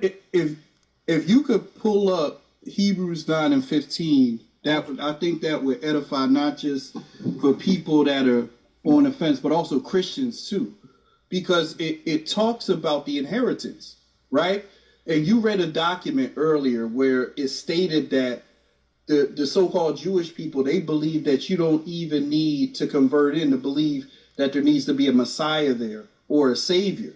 Yeah. Well, in Hebrews 9, it tells you that old covenant isn't the covenant under it. It's under Christ's blood, under the new testator. So the eternal inheritance comes from Christ. Let's read it. Yes, sir. So this is Hebrews 9 and 15. It says, and for this, yes, sir. And for this cause, speaking of Christ, he is the mediator of the New Testament, that by means of death, for the redemption of the transgressions that were under the first testament, they which are called might receive the promise of eternal inheritance. That's deep.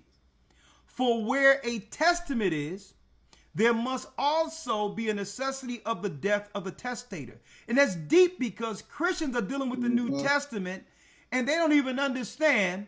They talk about the eternal inheritance and don't even realize the eternal inheritance is to Israelites. It's why Christ shed his blood. It's to what you don't want to stake claim to. Right? And they don't even, and the other people don't even believe. Check it out. It's like someone who cared about you and loved you and left you this grand inheritance. And you're going now to the lawyers and all of that with some janky paperwork saying it belongs to you. And there's the name is Israel on the inheritance, and you're coming with paperwork that says Negro. Right? You got some janky paperwork talking about, look, I'm African American. And they saying, well, hold up. All of this is for Israel. You sure you don't want to be Israel? Oh no, I'm just a soul. I'm just a soul within the universe. And you're broke. And you're spiritually broke because the inheritance is here and a different name must claim it. How can you know the New Testament and not know that there's an inheritance attached to the new covenant? And wonder why another people is benefiting above all other people. What are they claiming? Let me read it. You want me to finish reading it? Yes, sir. Finish that last verse.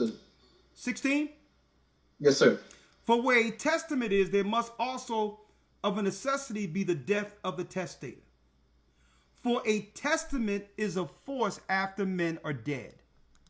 Otherwise, it is of no strength at all while the testator liveth. Wherefore, neither the first testament was dedicated without blood. For Moses had spoken every precept to all of the people, according to the law. He took the blood of calves and goats with water and scarlet wool and hyssop and sprinkled both the book and all the people, saying, this is the blood of the testament which the Most High had enjoined unto you. Moreover, he sprinkled the blood both in the tabernacles and all the vessels of the ministry. And almost all things are by the law purged with blood, and without shedding of blood is no remission. That's it. That's it. So through Christ's blood comes an inheritance. So our faith in this truth is to receive what our forefathers lost. And you cannot stake claim to that inheritance unless you're Israel. Now what? And if you don't try to claim it, don't worry about it. There's some people that's probably that are white German right now, Christians, who will convert and say, let me get a piece of that Israelite pie. Even though it's carnal, because our people don't understand what belongs to us. Even the enemy who destroyed us are staking claim to it. Hey, with that, what I can do real quick, if elders and bishops, I thank you all for chiming in. You all, I mean, I don't know what I would do without you brothers, man. I'm talking about the love you have for this work and have helped as pillars to continue this work throughout the earth. I mean, I really appreciate you brothers, man. If y'all have anything to say, y'all can say it real quick. In the meantime, what I can do, if y'all don't want to say anything, I would like to say this. And I thank the Most High for certain brothers who were also Israelites. Let me put it up here real quick, because they didn't deny their position and understanding the value of who they were. Who's this? William Tyndale, a black man who's responsible for the first Bible. Okay? The first Bible that was compiled before King James was through a black man who was an Israelite, a Jew from the tribe of Judah, William Tyndale. Okay? And let's even do one better. Let's do even one better. A black man by the name of King James. They lied on this man, claimed that he was a homosexual and all this crap, and he had all these children and a wife. Never was a homosexual. A black man by the name of King James, who came from the direct bloodline of Joseph and Christ, who sat on 3 thrones at one time. And that's why they call it the Dark Ages, claiming they don't know what happened there. The children of Israel ruled against the Roman Empire when when Europe was split and the black men ruled. Not just any black men, Judah. King James was a black man, okay, who understood he was from the tribe of Judah and had a race against time. He had to compile the Old and New Testament before the Wessex family, the Germans would come in and assume the throne after the beheading of the remnant of the children that were left from King James. He knew that white people would assume his position as King and Prince Charles as we see today, who are Edomites. The answers have always been in the Bible. Now, if you don't know the importance of this Bible and the truth concerning us being Israel, after tonight, there's not much we can say. Okay? At the end of the day, if you are confident or are satisfied with being lost, okay, that's your issue. If you're satisfied not understanding what's going to happen and what part we as God's people play in all of this as Israelites, if it doesn't concern you, hey, you're gonna fall through your own folly. Okay? That's where that goes. Anything y'all would like to say before we end out, young men? The floor is yours. No, sir. All right. Well, thank you. Y'all get some rest, and we'll talk to y'all soon. And guys, I'm gonna call you up a little later, my brother, right? Yes, sir. Blessings. Enough love to everybody, bishops, deacons, elders, everybody here tonight. Thanks for having me, Elder. Thanks for inviting me to this broadcast, man. I've been under the weather for a couple of days, so this is like a lift for the spirit. You would even know. Oh yeah. It's like old time. Hey, it's time. Yeah, it's time to pull this together. There's no better remedy than the Spirit of the Almighty through that word. It's medicine, brother. Medicine. Definitely. All right, it's medicine. You ready to run through a wall now? I see you. Right. All right. Blessings, man. All right, blessings. I see you. I talked to you. Also, Elder Lawyer, thank you, and you all have a good night. And what I'll do is I'll open it up real quick for one or two people who like to come in through YouTube and have a quick word, and then we'll conclude for this evening. Yes, sir. Yeah. The Most High is calling back the children of Israel. All right. So again, Elder Lawyer, you can go ahead and get some rest, and I'll speak with you soon, okay? Yes, sir. All right, good night. All right, shalom. And again, week 7 of your Hebrew and Bible Academy coming up. And yes, I do have some giveaways to give you all. Signed by Elder Lawyer and myself. We're going to sign them this weekend and send them out. A bunch of books to give out. So for those who would like to be a part of that, go to historytimes.org. We have a full 6 weeks left. And if you do enroll, we'll make sure we'll send out the extra 6 weeks you've missed. All right. It's been an edifying lesson today. And if you don't know what an Israelite is, hey, I don't know what to tell you. What is an Israelite? Israelites defined. You found out tonight. Okay, we have nothing to do with the religion that's called Judaism. Even though people have a freedom to convert to that, that has nothing to do with the Bible, Old and New Testament. That's a separate religion in of itself. Okay? With that, I'm going to give y'all about 1 minute for 1 or 2 people who would like to come in. And if not, we're going to wish you all a good night. Right? You know what? It's time to wrap up. You all have a great night because somebody will come in and I'll be in for another 30 minutes. So I know what time it is. You know what I mean? I'm going to have to bridle myself on this one.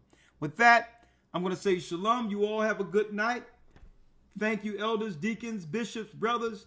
And hey, let's finish the work. Shalom. Shalom. Shalom, Mark Young. Blessings, and keep in mind that the Most High is calling back the children of Israel, and that's right. And again, if you don't believe in Christ, then it doesn't matter, okay?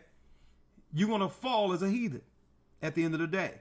So Israelites is one thing, but being in Christ is what's more important. With that, I'm going to say, may the Most High be with you. Stay prayed up, sin not, and keep in mind that the Most High is calling back the children of Israel. And yes, we are the children of Israel. And we're back. Good night. The Arabs and Africans told us at gunpoint. Together our wives and children then sold us. In the belly of these great ships we traveled in fear. By the rivers of Babylon we found our brothers here. Together us in Colombia. Reuben from Australia. Issachar, the Mexicans. Highest gathering in Israel. The Negroes, Benjamin, the West Indians, Levi, the Haitians. Highest gathering in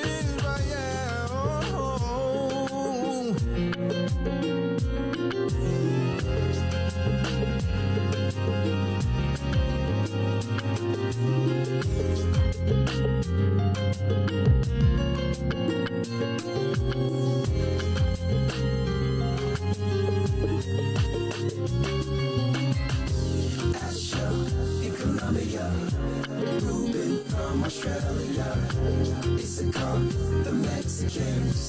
That's who we be, Judah, the Negroes, Benjamin, the West Indians, Levi, the Haitians, Manasseh, the Cubans, Ephraim from Puerto Rico, Naphtali from the Isles of Hawaii. The Lord is calling back Israel. Zebulun from Panama, Gad, the North American Indians, Simeon, the Dominicans. Our highest gathering Israel.